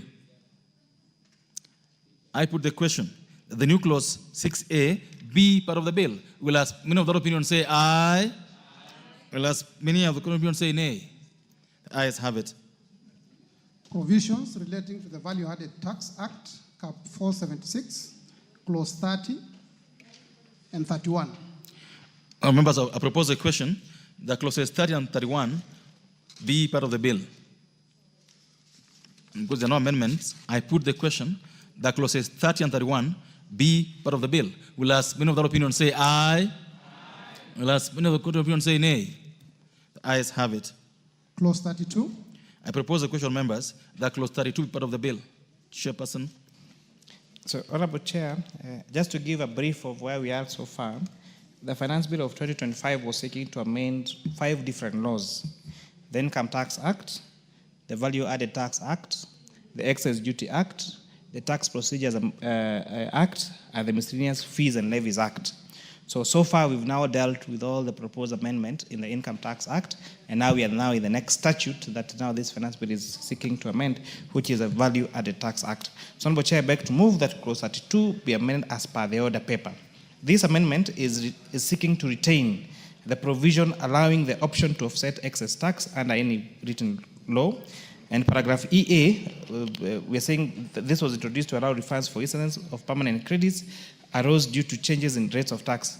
While the intention was to resolve an issue caused by legislation, the provision has failed to take effect due to technical drafting flaw. So, Honorable Chair, this particular provision, to avoid all the tax refund requests that KRA seems to get every time, that I alluded that we have only a budget of around 5 billion, despite tax refunds going to in excess of 50 billion shillings, Honorable Chair. Now, this is a cleanup to make sure that taxpayers are allowed to offset their current tax liabilities from excess tax that they might have paid, even if that was a different tax bracket, Honorable Speaker. Honorable Chair. That would mean that in the event, for example, you had overpaid your input tax, you are allowed to offset your input tax, whether from your corporation tax, from pay as you want, or from any other tax head that you may have in your tax obligation. I beg to move, Honorable Chair. Thank you, all members. I propose a question that clause 32 be amended as proposed by the chair. Yes, Honorable Member for Funyula. I sincerely thank and I want to strongly support this amendment as moved by the chair of the committee. All taxes are paid to KRA. It is received, whether it's different accounts or what, it all belongs to KRA. So it should be simple entry, exit, then the bottom line. So this issue of compartmentalization, I don't know, this is VAT, this is payee, this is excise duty, this is a very progressive way of getting things done. I support and I wish you good life and long life. Members, I put the question that clause 32 as amended as proposed. Will as many other opinions say aye? Will as many other opinions say nay? The ayes have it. But I now put the question that clause 32 as amended be part of the bill. Will as many other opinions say aye? Will as many other opinions say nay? The ayes have it. Clauses 33, 34, and 35. Honourable members, I propose a question that clauses 33, 34, and 35 be part of the bill. And there be no amendment to those clauses. I put the question that clauses 33, 34, and 35 be part of the bill. Will as many of the opinion say aye? Will as many of the opinion say nay? The ayes have it. Clause 36. Members, I propose a question that clause 36 is part of the bill. And that clause 36 has 3 proposed amendments. One by the Finance Committee, another by a little majority, and one by the Honorable Wangui. So if we carry the chairperson's amendments, then the other ones will fall accordingly. The amendments have to be moved first before you talk to it. You have to move the amendment, Chair. Honorable Chair, I beg to move that clause 36 be amended as per the order paper. Honorable Chair, in as much as we want to clean the first and second schedule of the VAT Act, we need to be sensitive to matters that are of great concerns to Kenyans. And although this zero rate and exempt status has been largely abused by some of these enterprises, Honorable Speaker, Honorable Chair, there's some commodities that are so essential that we cannot that we should not move them from zero rate Honorable Chair to exempt or standard rate as proposed in this particular bill, Honorable Speaker. And we singled out a few of them. One of them being transportation of sugarcane. Because, Honorable Chair, why sugarcane stands out is because sugarcane is such a bulk item, such a heavy item, that one of the largest costs in value addition of sugarcane is actually the transportation cost of those particular sugarcane, Honorable Speaker. Secondly, is zero rating status of electric motorcycles, electric bicycles, Honorable Speaker. As you've noticed, nowadays, if you move around Nairobi, most of the boda guys and most of the taxi hailing services that do deliveries are both electric motorcycles and electric bicycles. And Honorable Chair, we noticed something very unique, especially the inclusion of electric bicycles, Honorable Chair, in our country has actually made even, especially ladies, now do that taxi hailing services even more. Honorable Chair, as you move around Nairobi, you'll see there are these motorcycles that have their lights on and they have something round near the steering wheel. So that's how you know. Okay, that's one of the ways you know an electric motorcycle. And this has been made because this House made a deliberate decision in the Finance Act of 2023 to provide zero rating status for local assembly of electric motorcycles, electric bicycles, and electric buses, Honorable Speaker. And we must therefore be consistent in our tax regime. We cannot December say, you're granting this exemption to you, come invest in our country, build electric motorcycles, build electric bicycles, build electric buses, Honorable Speaker, only for us to take away that particular incentive 6 months later. We must be consistent so that we allow investment in our country, Honorable Speaker. Secondly, this particular amendment is also seeking to clarify the following items as exempt: mosquito repellent inputs and machinery, Honorable Speaker, Honorable Chair. In 2025, we still have a big challenge with mosquito menace in our country, Honorable Chair. And I know from the region you come from, you know, the issue of malaria infections, the issue of mosquitoes is such a great issue. And therefore, we are hoping that granting this exemption to manufacture of this equipment that will be used to fight mosquito, Honorable Speaker, will go a long way to not just creating employment in Kenya, not just bringing investment in our country, but also in our fight against malaria. I beg to move, Honorable Chair. Well, members, I propose the question that clause 36 be amended as proposed by the chair. The first bite on this would be the Honorable Wangwe. Thank you, Honorable Speaker. Honorable Speaker, allow me to thank the Chair of Finance that he has really considered the issue of sugarcane transportation. And Honorable Speaker, looking at the component of fuel, by the time you get the costing of fuel into the commodity under manufacturing, already, Honorable Speaker, you've taxed the fuel. You already loaded onto it the tax component. Therefore, Honorable Speaker, by you again taxing it at the consumption level, meaning the production level, it would amount to double taxation, Honorable Speaker. Therefore, I'm happy that the Chair has listened to it, and we want to agree with him, and I support. Honorable Maungu. Thank you, Chair. I listened to the Chair express the issue of that clause, and with regard to the sugar industry, Chair, I come from the sugar area, and I'm in support with what Chair, the gentleman seated before me is not allowing me to debate. Honorable Mboko, you'll get a chance. Just relax. No. Chair, I'm not talking about Honorable Mboko, I'm talking about Honorable Kaluma here. Honorable Kaluma. Interfering with my Honorable Kaluma, this is not your chance. This is the chance for the Honorable member from Rwanda. No, you are interfering with him. Allow him to contribute. Chair, I cannot search for points from somebody who is trying to interfere with the flow of my thoughts, as Kaluma is trying to put it. Go ahead, Honorable Member. Thank you, Chair. Mine was just support the proposal as given by the Chair. Thank you. Member for Seme. Thank you, Mr. Speaker. Chair, I actually support. It's actually ridiculous. I don't know what was happening to us. How can you put tax on transportation while this person has used fuel? The fuel itself has been taxed. Maybe I didn't notice. I admit I was sleeping that time. So I support. And the issue of mosquitoes, anything that will actually help reduce the cost of healthcare is actually something which should be exempt. So I support these amendments. Member for Muhaya. Yes, okay, I have the mic here. Yes. Somewhat. Chair, did you give me a chance? Yes, you're the member for Muhaya, not so. Oh, thank you. You know, I'm easily identified as Mwalimu Mboko Milemba. I want to support that amendment. Number one, it really deals with the disease malaria and makes it very easy for investment in that section. Number two, sugarcane, which the transport cost is higher than any other cost. But more fundamentally, Chair, is the issue of the electric motorcycles and bikes, because that's the way we want to go. And it will reduce our usage of our foreign exchange to importation of oil. Thank you, Honorable Speaker. Member for Bay Town. Member for Bay Town. Yes, I thank you, Chair. Chair, this idea of zero rating, we may be postponing it, but we need to think about it very deeply.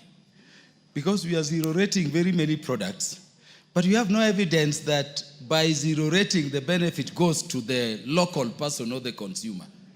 Look, for instance, this thing we are calling transportation cost for sugarcane. Number one, how do you prove that these products are being used on tractors? Any vehicle can be fueled. But number two, how does the benefit go to the local person? We've had cases, Chair, where a person, something like bread is being zero rated. I know we fear touching those things, and it is only for that reason that I'll support this. But the bakers, just instead of employing more bakers, the factory are employing more people to claim tax refunds. And we are in a situation where tax expenditure, we were being told by the chair, is standing at 550 billion in a year. So we collect 2.4 trillion, but 550 is going into expenditure. Partly into refunds. Partly towards refunds, not because people are paid excess, but because people have a leeway in law to claim. Thank you. Yet they are not giving any benefit. So we may allow this for now, but we will need to review this once we explain to the public the nonsense that we are engaging the country in, because we don't have this money to give KRA to pay. Thank you. I thank the member for Kitui Rural.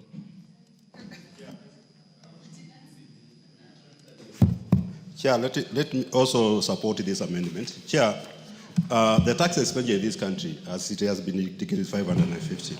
Of this, 60% is on VAT alone. And here, we cannot really say, because what is happening is that most of these manufacturers, they still input the VAT at the final product. Then they go back and claim input VAT. Chair, as we stand now, KRA is not able to do the refunds. So I support. Member, the chairperson of BS Budget Committee. Chair, I also want to join my colleagues in saying that until we become bold enough as a country or as parliament to be able to interfere with some of these zero-rated products, then I think we are not going to make good progress. Honorable Speaker, one of the strategies that we have proposed as Budget Committee towards realizing our revenue targets is to cancel all zero-rated items from the books. Honorable Speaker, as Kaluma has pointed out, some of these zero-rated items, we cannot even know how the public is benefiting from them. So these are taxes that we fear because of the perception that the public will complain. But in the end, it is the Kenyan taxpayers that are suffer.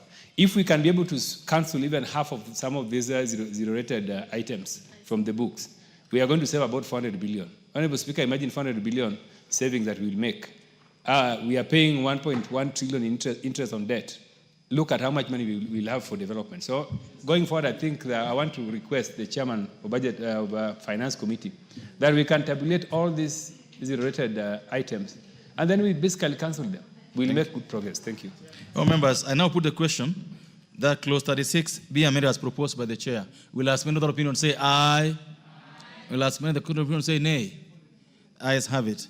I now put the question, members, that clause 36 as amended be part of the bill. Will as many other opinion say aye? Will as many other opinion say nay? Ayes have it. Members, the amendment proposed by the Honorable Majority Leader and the Honorable Wangwe therefore fall because we've carried these amendments in the Chairperson's amendment. Clause 37. Members, I propose a question that Clause 37 is part of the bill. Chairperson. Honorable Chair, I beg to move that Clause 37 be amended as per the order paper. As we notice, Honorable Chair, on the bill, now having now made the decision on Clause 36, because 36 was now deleting these particular products from the second schedule, that the zero rate. Now, Clause 37 was taking them to exempt. And therefore now the proposal now to delete this particular proposal, because some of those products we have now carried, that we have continued to have them remain as zero rate, and therefore now the consequential amendment on Clause 37 therefore falls, Honorable Chair. And I want to really agree with the sentiments that have been made by my colleagues.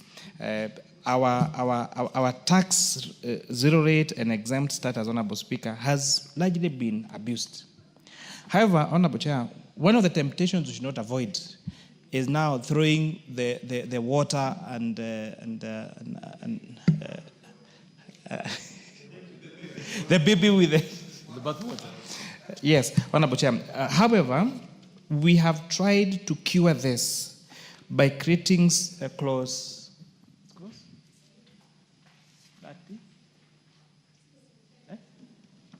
35. We have tried to cure this by introducing a clause 35.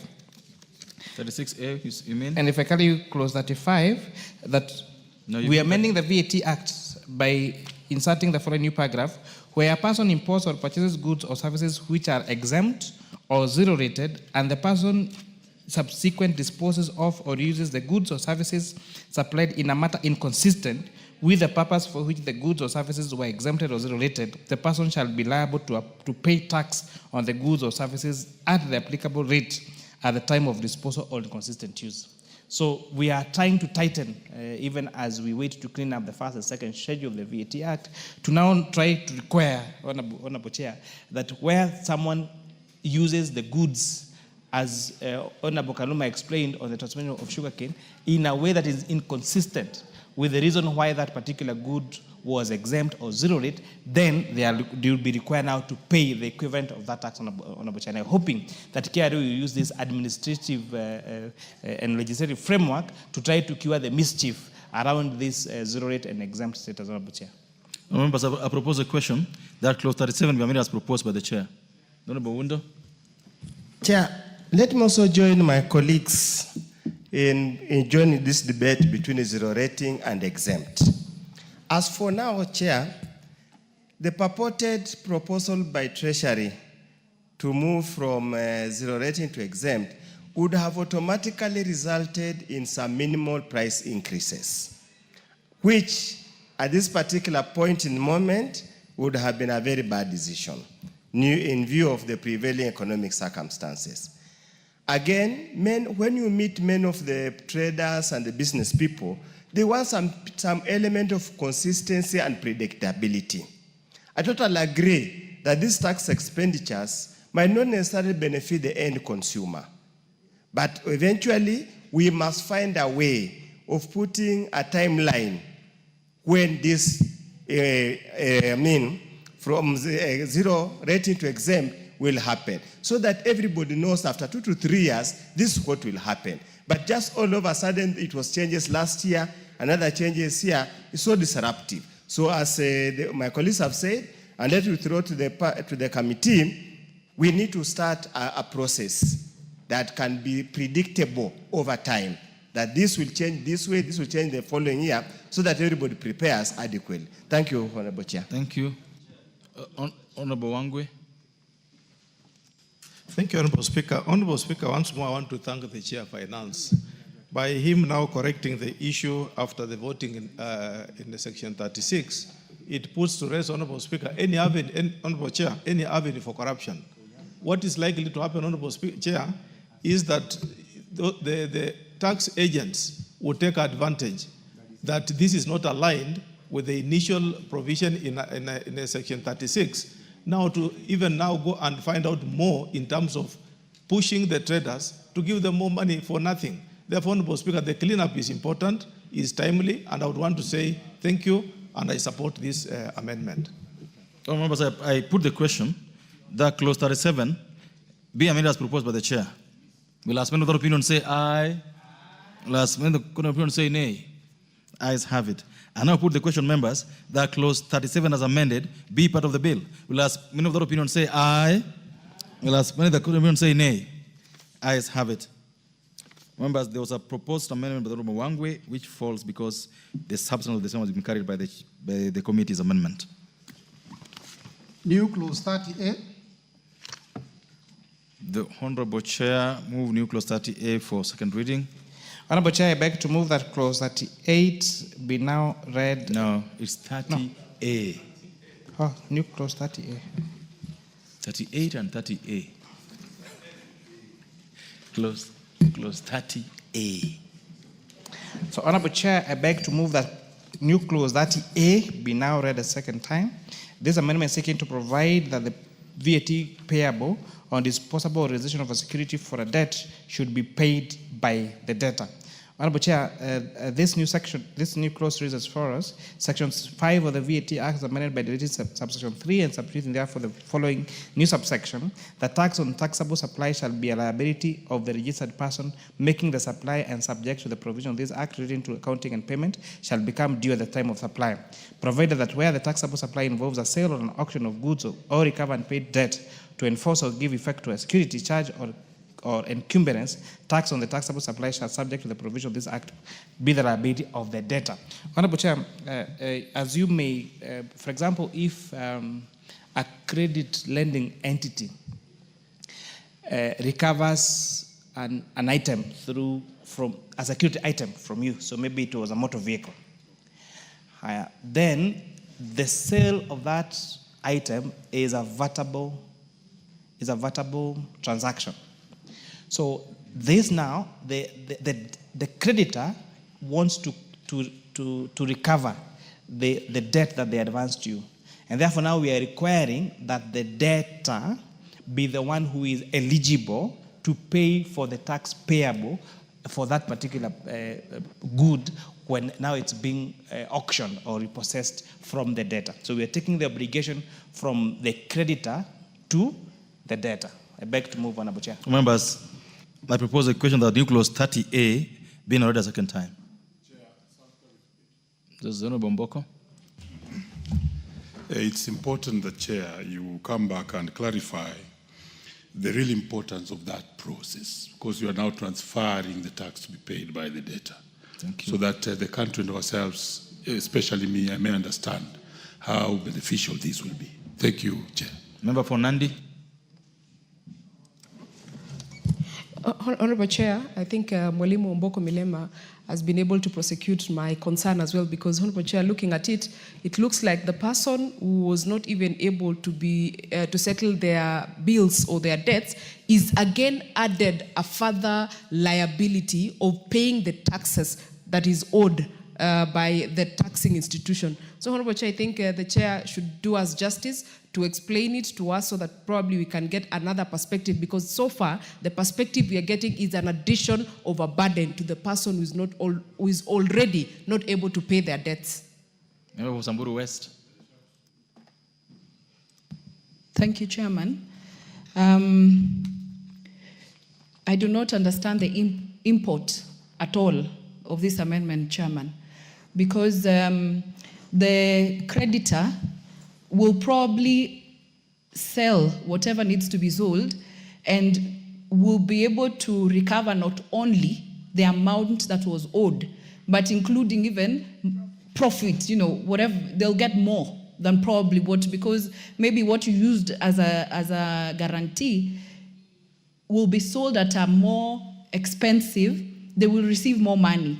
And then the person who was not able to pay that loan or debt is now being told, pay tax, you pay tax.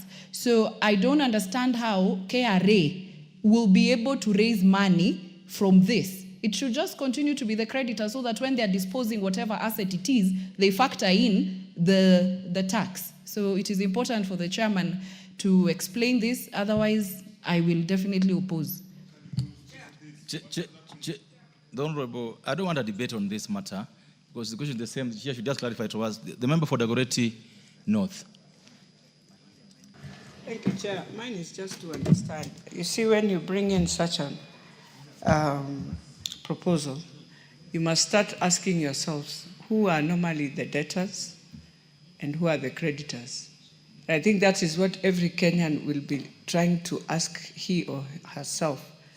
What does this come? Because I'll put it, for example, mortgage. This can be very well also misused in many, many assets, not just small assets we are looking at, but a bank can really go rogue using this. Yeah. Chairman, all they're saying clarity. So you're paying the auctioneer's fee, you've paid the debt. Then they put all this together, then you carry the tax on all this. Is that the position, and why must that happen? That's the question.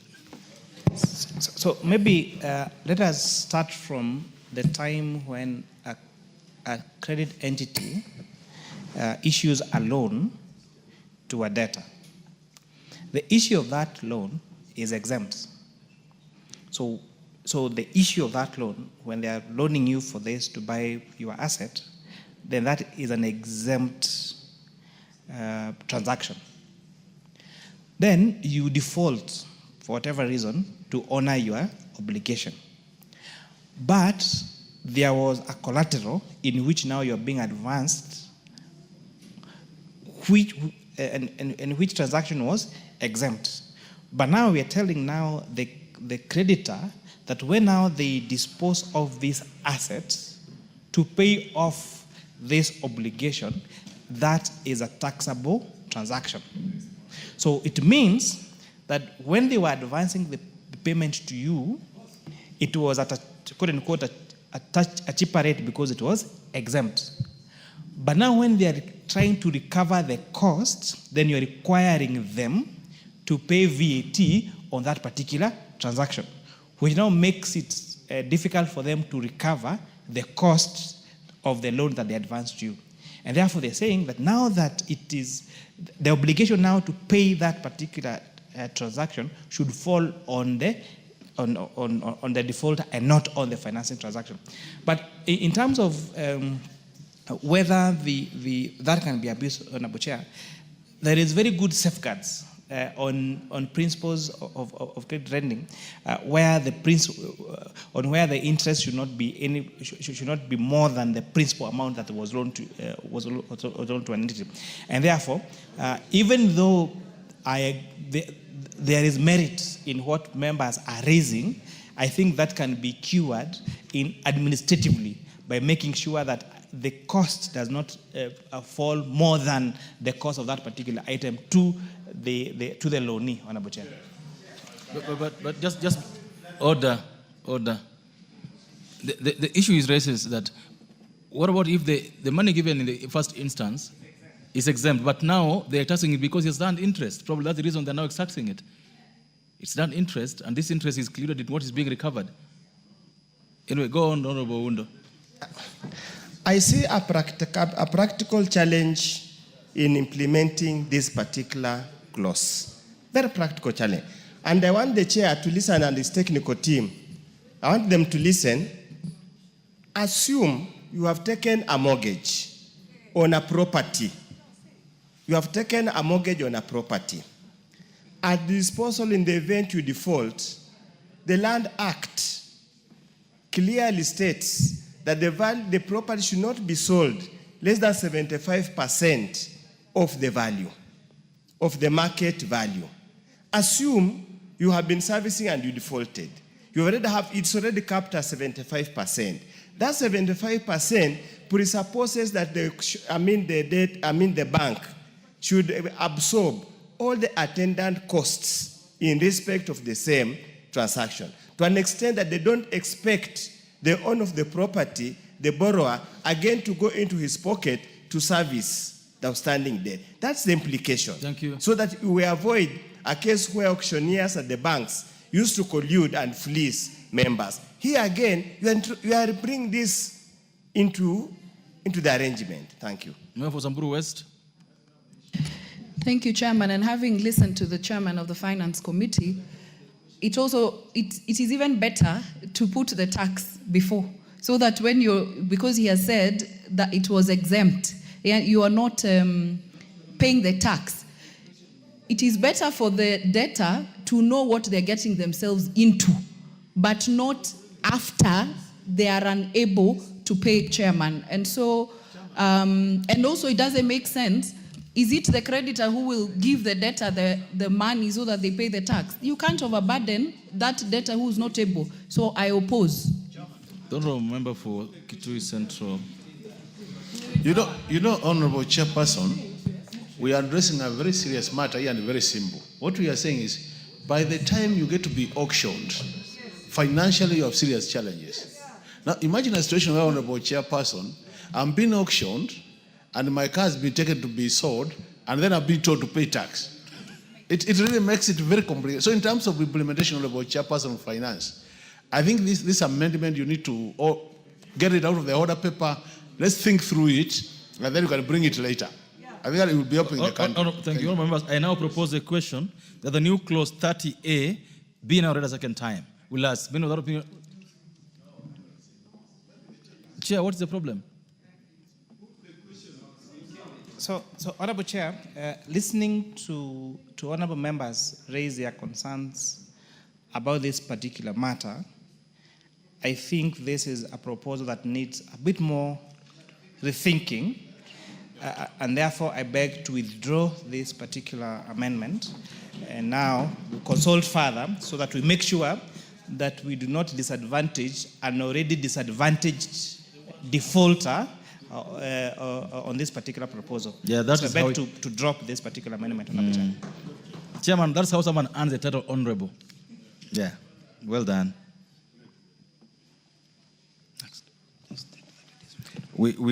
I therefore, note for records that the new clause 30A is hereby withdrawn.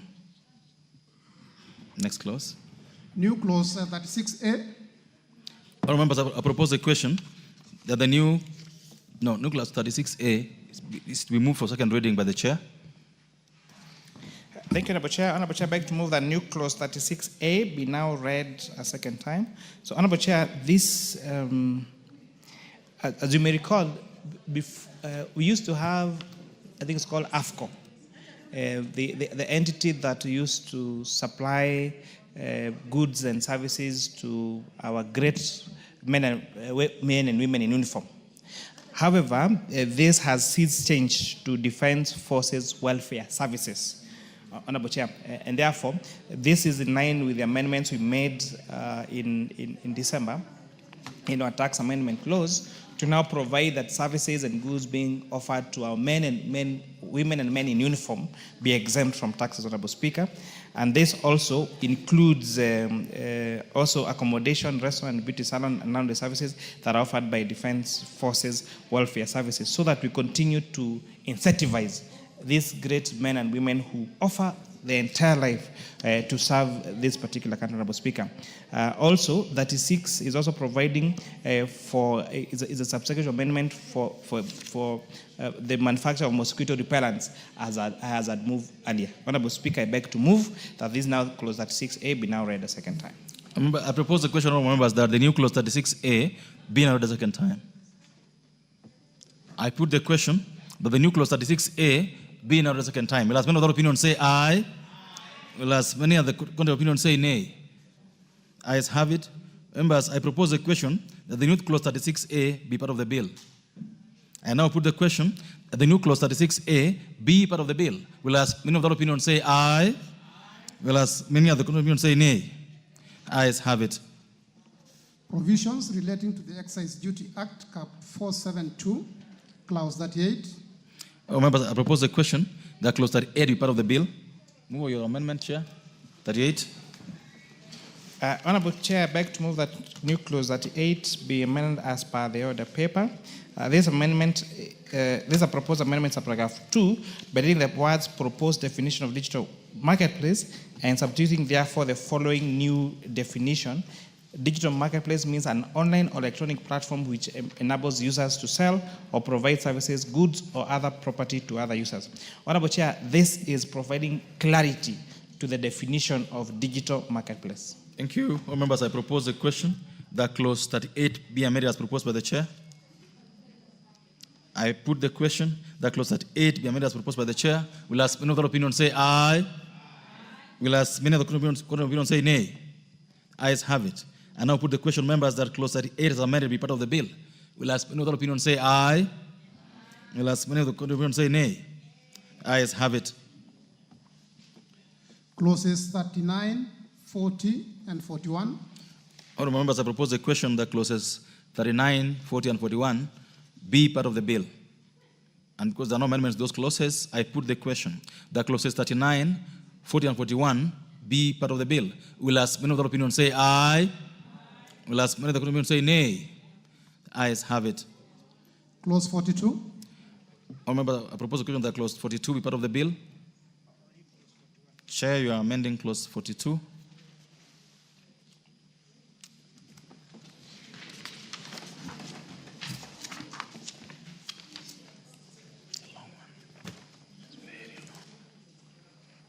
Honourable Chair, I beg to move that clause 42 be amended as per the order paper. Honourable Chair, this is providing clarity on particular clauses. You know, one of them is differentiating between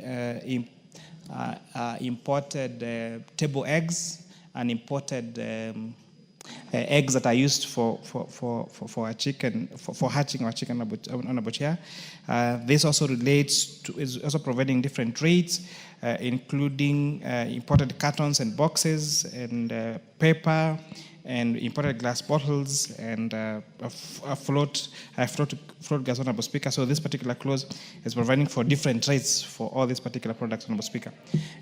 Honourable Chair, this is one of the steps that we're saying we must be selfish as a country, that we cannot continue to grow our economy if we become a supermarket, that we must make consistent steps in growing and incentivizing our manufacturing sector.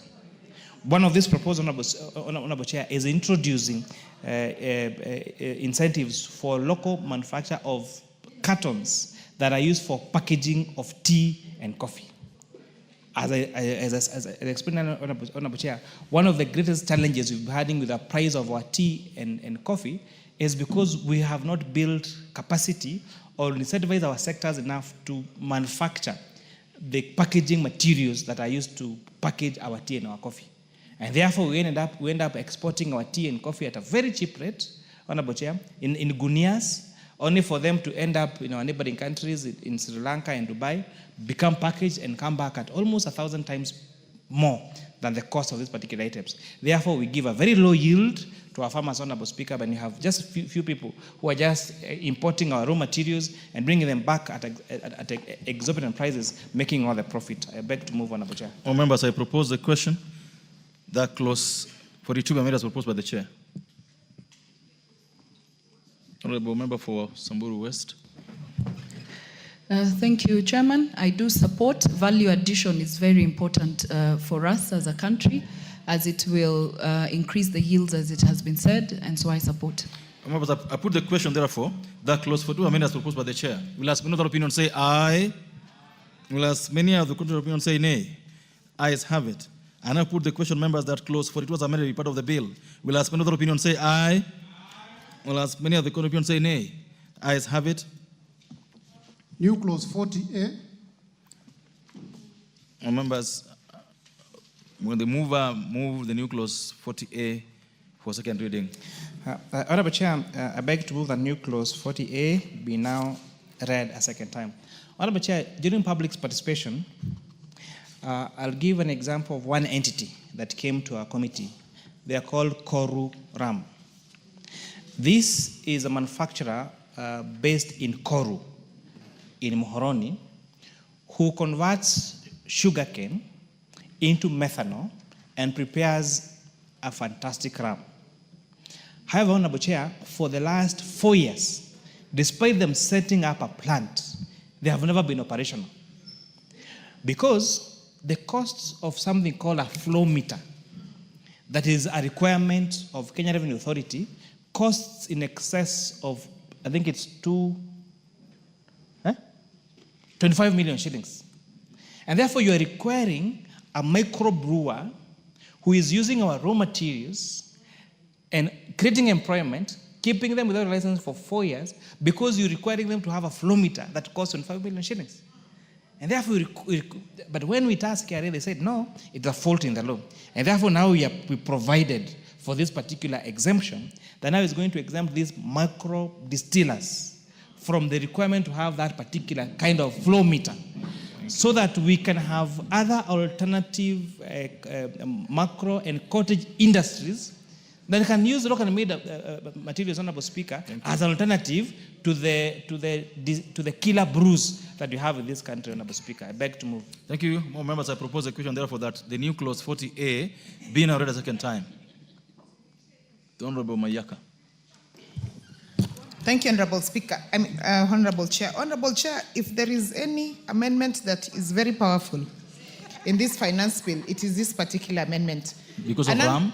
Yes, because of the RAM, Honorable Chair. And I'm speaking as someone who has seen our distillers in Nyamira County making wine out of bananas and sugarcane, and how much they have put very creative, a lot of creativity into it. So, Honorable Chair, this particular one I support with every fiber of my bone. Members, I put the question. What is out of order? It's just RAM. The honorable member force. This is the majority whip or minority whip. Okay, the BBG whip. Go ahead. Thank you, Mr. Speaker. I think it's a rule in this House that members must declare interest. Can Honorable Mayaka declare personal interest on this issue? On this amendment, which she says is the most important in the finance bill, can she declare interest? She did already. She said she's kissy. The Honorable Kaluma. Chair, thank you for the opportunity. Chair, the reasons given by the chair are very good. Very good. But so that we don't appear to be favoring just some sectors, have we done an overview of all sectors which are similarly affected, so that we don't just go for one or two? Thank you. Yeah, and if so, where are those others? Honorable Chair, there's a question. Order. Honorable Majority Leader, Majority Leader allow us to proceed for a minute. Order. Allow us to proceed for a minute before you go back to this. Just respond to this question, then you can go back to him. His question is, are there other sectors that have been identified the way you've identified the RAM one? So I just gave that an example, and I think I also need to make a clarification. Actually, that amendment refers to the next I'm going to speak to, but this clause 40A is speaking to making what we call restricted items, which only includes ethanol. But what you've seen is that now the guys that make this illicit liquor have become smart. They're not just using ethanol, they're also using methanol. So we are now putting methanol as a restricted product, so that it's from its production all the way to the end is actually observed. But the issue that we are speaking to is actually now in the next amendment, which is also is very crucial. And I just pick Koruram as one of the examples. But Honorable Chair, one of the things that we must agree as a House, as a correct way to end the menace of illicit brews, is if we allow other products that are used locally manufactured products into making of liquor, Honorable Chair. We have left the people that want to have a good evening after their nyama choma to very expensive drinks, Honorable Chair. And therefore, the only alternative they have has been this cheap liquor, methanol, less alcohol, Honorable Chair. And you must agree, it's okay that Honorable Chair, you are Titatola, which is fine. But we must agree that Honorable Kimani Shongo here likes to enjoy his drink after having his nyama choma, and we must provide him with other alternatives. Chair, you know where I come from. Chair, you know where I come from. We make the best changa. So it doesn't matter whether I'm titular or not. But so to be clear, Order. So, order. So, just a minute, Chair. So to be clear, 40A is about restricting the importation of methanol. You have to be clear like that. That 40 is about restricting importation of methanol to make so that we're able to use more healthier ways of making our alcohol. Is that okay? All members, I therefore put the question that the new clause 40A be now read a second time. Will ask another opinion say aye. Will ask another opinion say nay. Ayes have it. Members, I propose the question therefore that the new clause 40A be part of the bill. And now put the question that new clause 40A be part of the bill. Will ask another opinion say aye. Will ask another opinion say nay. Ayes have it. New clause 41A. Honorable Chair, move order. New 41A for... So, Honorable Chair, I beg to move that new clause 41A be now read a second time. And just that we carry the members along, new clause 41 read this as follows. That section 25 of the Excess Duty Act is amended by inserting the following new subsections immediately after subsection 2. Notwithstanding subsection 1A, a licensed micro distiller shall be exempt from the requirement for automation, continuous piping and use of mass flow meters.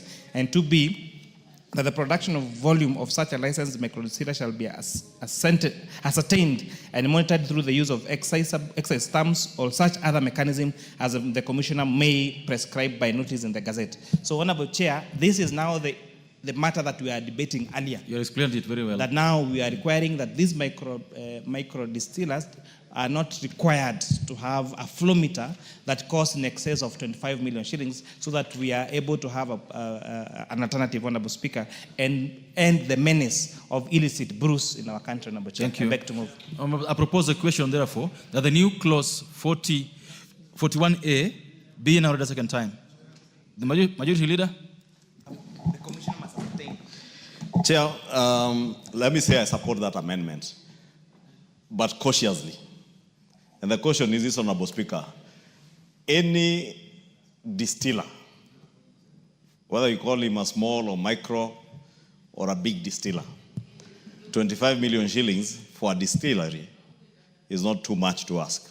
Therefore, I want to ask the chair, because I wish we had restricted that probably to a period of maybe 3 or 4 to 5 years, so that beyond 3 to 5 years, you must install a flow meter. Because the danger is this, Honorable Speaker, Honorable Chair. And I know the Honorable Kimani Kuria mixed up his earlier statement when he called you a teetotaler, and I am the teetotaler. And he knows, being an elder of in my church, You're also mixing up anything close to alcohol. You're also mixing issues. I don't take alcohol also. We are both teetotalers. So say both of us. Or he mixed up, he wanted to say the chair and the Kimani Ichung'wa are teetotalers, while the chair of finance enjoys his drink. Because me and you know, my church, if I came anywhere close to these things, I would be excommunicated. But I was saying the danger, Chair, is with stamps. Chair, you know, whether it is cigarettes, whether it is drinking water or alcohol, the affixing of stamps on bottles and cigarette packets has been riddled in the past with a lot of many fake stamps. Many done from China.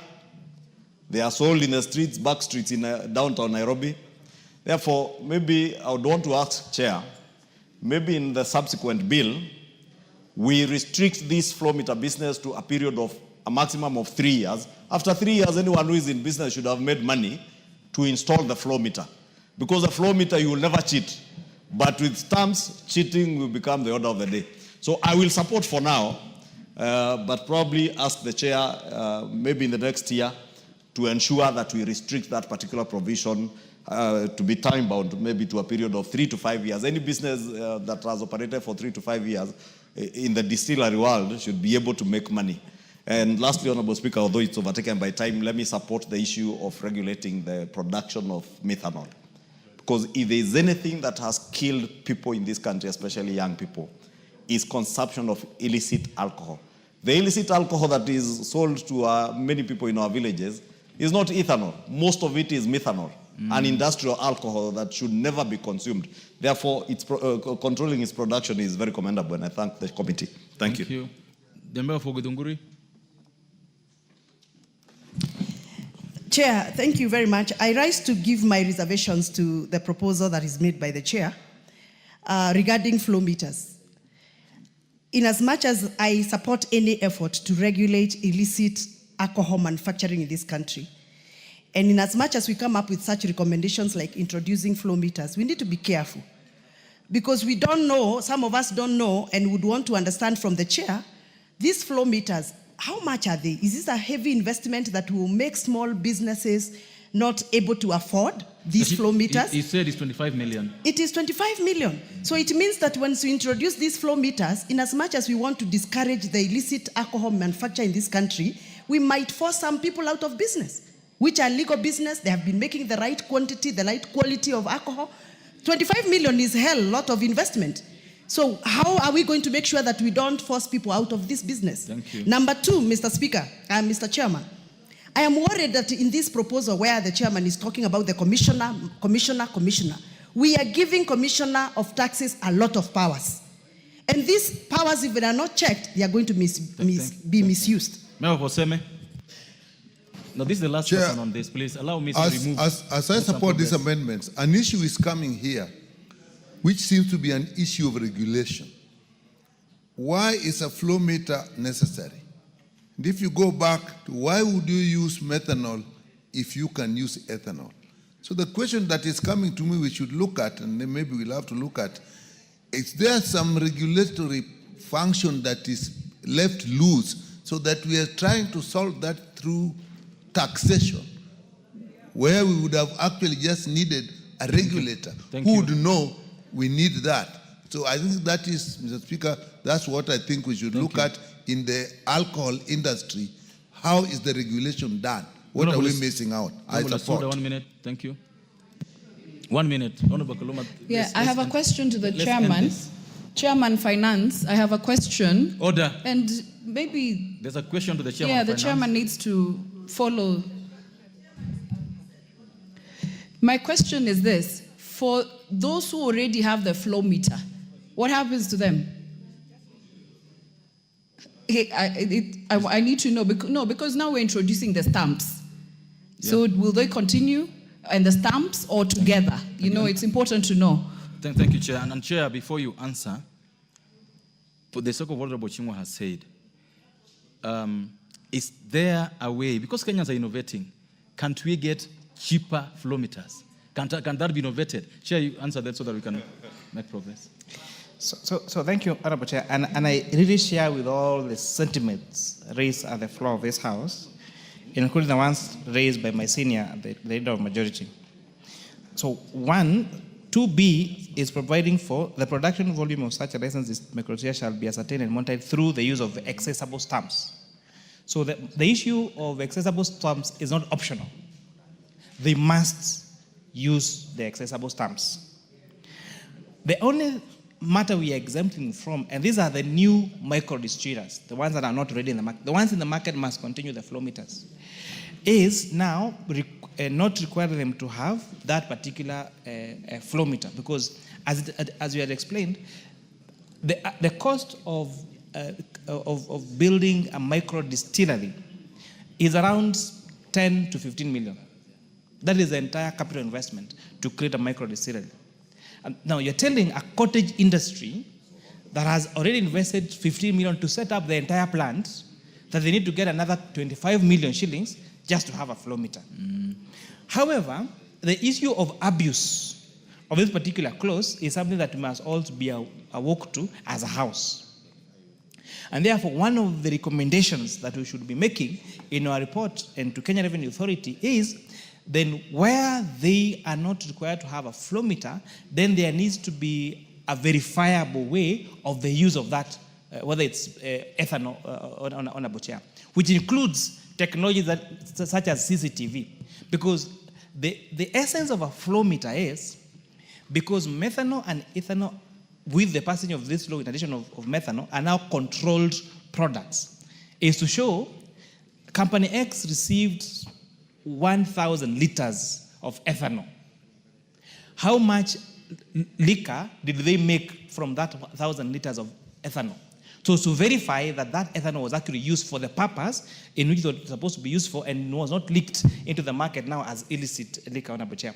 So we will find a way of now working with, communicating with the Kenya Revenue Authority and requiring these particular entities to provide evidence in a way that KRA can verify, another security agency can verify that this ethanol is actually used for the purpose in which it was acquired, because that is the essence of flow meters, Honorable Chair. And lastly, the issue of innovation. I think this is a business opportunity to any Kenyan who is listening to this particular conversation. A flow meter cannot be costing 25 million shillings. It just means that there could be some monopolies in that particular sector that is against the price so that they maximize on the returns. And therefore, if you're able to have cheaper alternatives, then that will be the best for the country. Members, I now put the question, therefore, that the new clause 40, the new clause, we will have to make progress. There's a chance, order, there's a chance we to contribute in the next phase of this. I put the question that the new clause 41A be now the second time. Will last minute opinion say aye? Will last minute opinion say nay? The ayes have it. I now propose the question that the new clause 41A be part of the bill. Honorable Tuku, quickly. Chair, thank you. On the same issue, you see, who is the merchant of these flow meters? Because this a pertinent question that has been asked. Are there no cheaper meters, flow meters for the same? Chair, we have been using stamp duties. Where are we moving? Is it that we cannot enhance that technology as opposed now to this kind of investment that is proposed? Because honestly, if you're talking about... What is proposed? The flow meter. They're removing it. They're not introducing it. Exactly. What I'm saying is, we would wish to know, we have installed this accessible goods management system. There's an installation in KRA of accessible goods management system. Why can't we just enhance that system instead of bringing in new amendment into the same? I think we need to relook deeper into this issue. We may not get a foolproof system whereby now we are going to account for all the methanol or ethanol that has gotten into some industry or factory, and therefore I think to some extent I have reservation on this one. Honorable Kaluma, quickly. Yeah, Chair, I'm just seeking a clarification. I understand the flow meter, and I would request the majority leader to listen to me, to be a requirement. It's not the move of this. It's a requirement, Chair, so that you regulate the amount of these alcoholic products you unleash to the market, and to enable also the distillers to account for whatever they produce and unleash. And so there is a social good that it is playing. To date, I understand the chair to be saying that we want to create a pathway around which even distillers who have not installed the so-called flow meter can operate. That is what I understand him to be saying. And if that is the direction, then number one, I will oppose this provision. Because number two, for that societal good that we need to regulate what is going and account for them around alcohol, the reason as to why we impose, excise, tax. But for the other reason, Chair, that we will be creating disparities. Some people have incurred costs, installed these flow meters. You are allowing others to enter the market without installing them. But ultimately, I wanted to make something which I'm making as the last point, Chair, if you would permit. Chair, when you come with a finance bill, there is the amount of money you target to raise. So unless we are explaining the amount of money we are costing the government in terms of revenue loss, we should not accept amendments. All members, I put the question, therefore, that the new clause 41A be part of the bill. Will ask another opinion say aye? Will ask another opinion say nay? The ayes have it. New clauses 42A, 42B, and 42C. Honorable members. Honorable Chair, move these three clauses for second reading. Honorable Chair, I beg to move that new clause 42A, 42B, and 42C be now read a second time. So, Honorable Chair, 42A and 41 and 42. So, 42A is seeking to impose a 5% excess duty on amounts deposited in a customer's wallet. And this amendment is seeking to impose excess on fees charged on transaction by virtual asset providers. So, two things. When you're placing a bet, the current acquisition regime is, say you have money on your mobile wallet, whether it's M-Pesa or Airtel Money. And then you transfer that money to the wallet of the betting company. So the time of charging of excise duty is when you place a bet, when that money already is placed in the wallet of the betting institution. Now we are changing that to now making this excise duty to be payable when you transfer money from your mobile wallet to the betting company wallet. So this has this impact. There are so many institutions that operate virtually, for example, in the country, and therefore we're not able to get this excess duty from them. But now it means that every time you transfer money from their mobile wallet to the wallet of the betting company, then that is a time when excess duty is paid. And secondly is, again, as a question amendment to what we provided earlier on excess duty now being paid for virtual assets on transaction fee and not the transaction amount. 42B is defining the term amount deposited in the customer's wallet, as I have explained.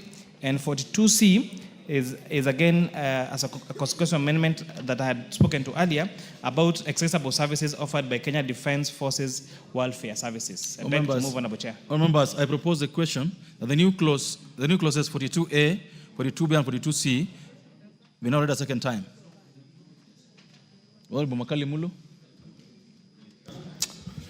Yeah, thank you, Honorable Chairperson. Honorable Chairperson, 42C talks about the Defence Forces welfare again. And I was, even though we supported the earlier amendment, I know, Honorable Chairperson, these things we used to call kafoka out there, they are not exclusive. When they are in the barracks, they are somewhat exclusive because for you to access them, you have to go through some vetting. So when they're out there, and anybody can access them, I'm wondering whether we will not be causing market imbalances. Because imagine, Honorable Chairperson, you have your own restaurant in a town, and you have one in your town, and they're enjoying these tax benefits. It means their prices are going to be cheaper and all that. So even though we are supporting, I think we need to be a bit cautious to ensure that we don't cause market imperfections and then end up killing some business in the locality. Thank you. Members, I now propose the question that the new clauses 42A, 42B, and 42C be now read a second time. Will last minute opinion say aye? And last minute opinion say nay? Ayes have it. I propose the question, members, that the new clauses 42A, 42B, and 42C be part of the bill. I put the question that the new clauses 42A, 42B, and 42C be part of the bill. Will last minute opinion say aye? And last minute opinion say nay? Ayes have it. Provisions relating to the Tax Procedure Act, Cap 469B, clauses 43, 44, 45, and 46. Members, I propose a question that clauses 43, 44, 45, and 46 part of the bill. There being no amendments to those clauses, members, I put the question that clauses 43, 44, 45, 46 be part of the bill. Will last minute opinion say aye? And last minute opinion say nay? Ayes have it. Clause 47. I propose the question that clause 47 is part of the bill. Chairperson. Clause 47. 42D.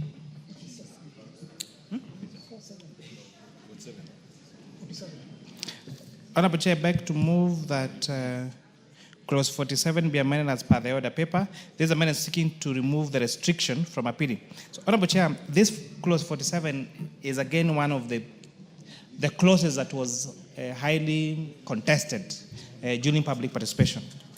Because when you go to, when you appeal for example, for your tax, you're given a tax assessment and then you go to appeal to it, then this particular proposal was requiring for you to pay, this particular provision currently disallows KRA from issuing an agency notice where you have appealed the decision for your assessment by KRA. But now, Treasury was seeking to delete that clause, which means that once you've been issued with an assessment, even before you appeal, then they could issue an agency notice to you. So we agree with the members of the public, and that's why we are proposing to delete this particular clause. All members, I propose a question that clause 47 be amended as proposed by the chair. I put the question that clause 47 be amended as proposed by the chair. Will as many of the opinion say aye? Will as many of the opinion say nay? Ayes have it. I now put the question, members, that clause 47 as amended be part of the bill. Will as many of the opinion say aye? Will as many of the opinion say nay? Ayes have it. Clauses 48 and 49. All members, clauses. I propose the question that clauses 47, 48, and 49 be part of the bill. These ones have no amendments, members. I therefore put the question that clauses 48 and 49 be part of the bill. Will as many of the opinion say aye? Will as many of the opinion say nay? Ayes have it. Clause 50. Members, I propose a question that clause 50 be part of the bill. Honorable Chair, you got an amendment to clause 50. So, Honorable Chair, I beg to move that clause 50 be amended as per the other paper. This amendment is seeking to allow for offset of value-added tax payable on imports. So, Honorable Chair, this again came from public participation from especially our manufacturers that said, when they import raw materials for value addition, and those raw materials are subject to VAT, then they are not being allowed to claim that input VAT on the imports, Honorable Chair, when they are computing their output tax. And therefore, we agreed with the manufacturers so that we try to grow our manufacturing sector, and that's the import of this particular amendment, Honorable Chair. Remember, I propose a question that clause 50 be amended as proposed by the chair. I now put the question that clause 50.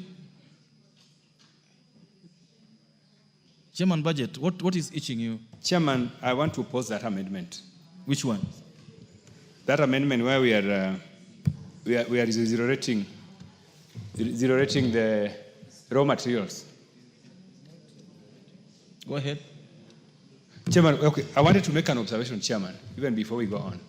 That point which was raised by Kaluma, where we are questioning zero rating of some of most of these items.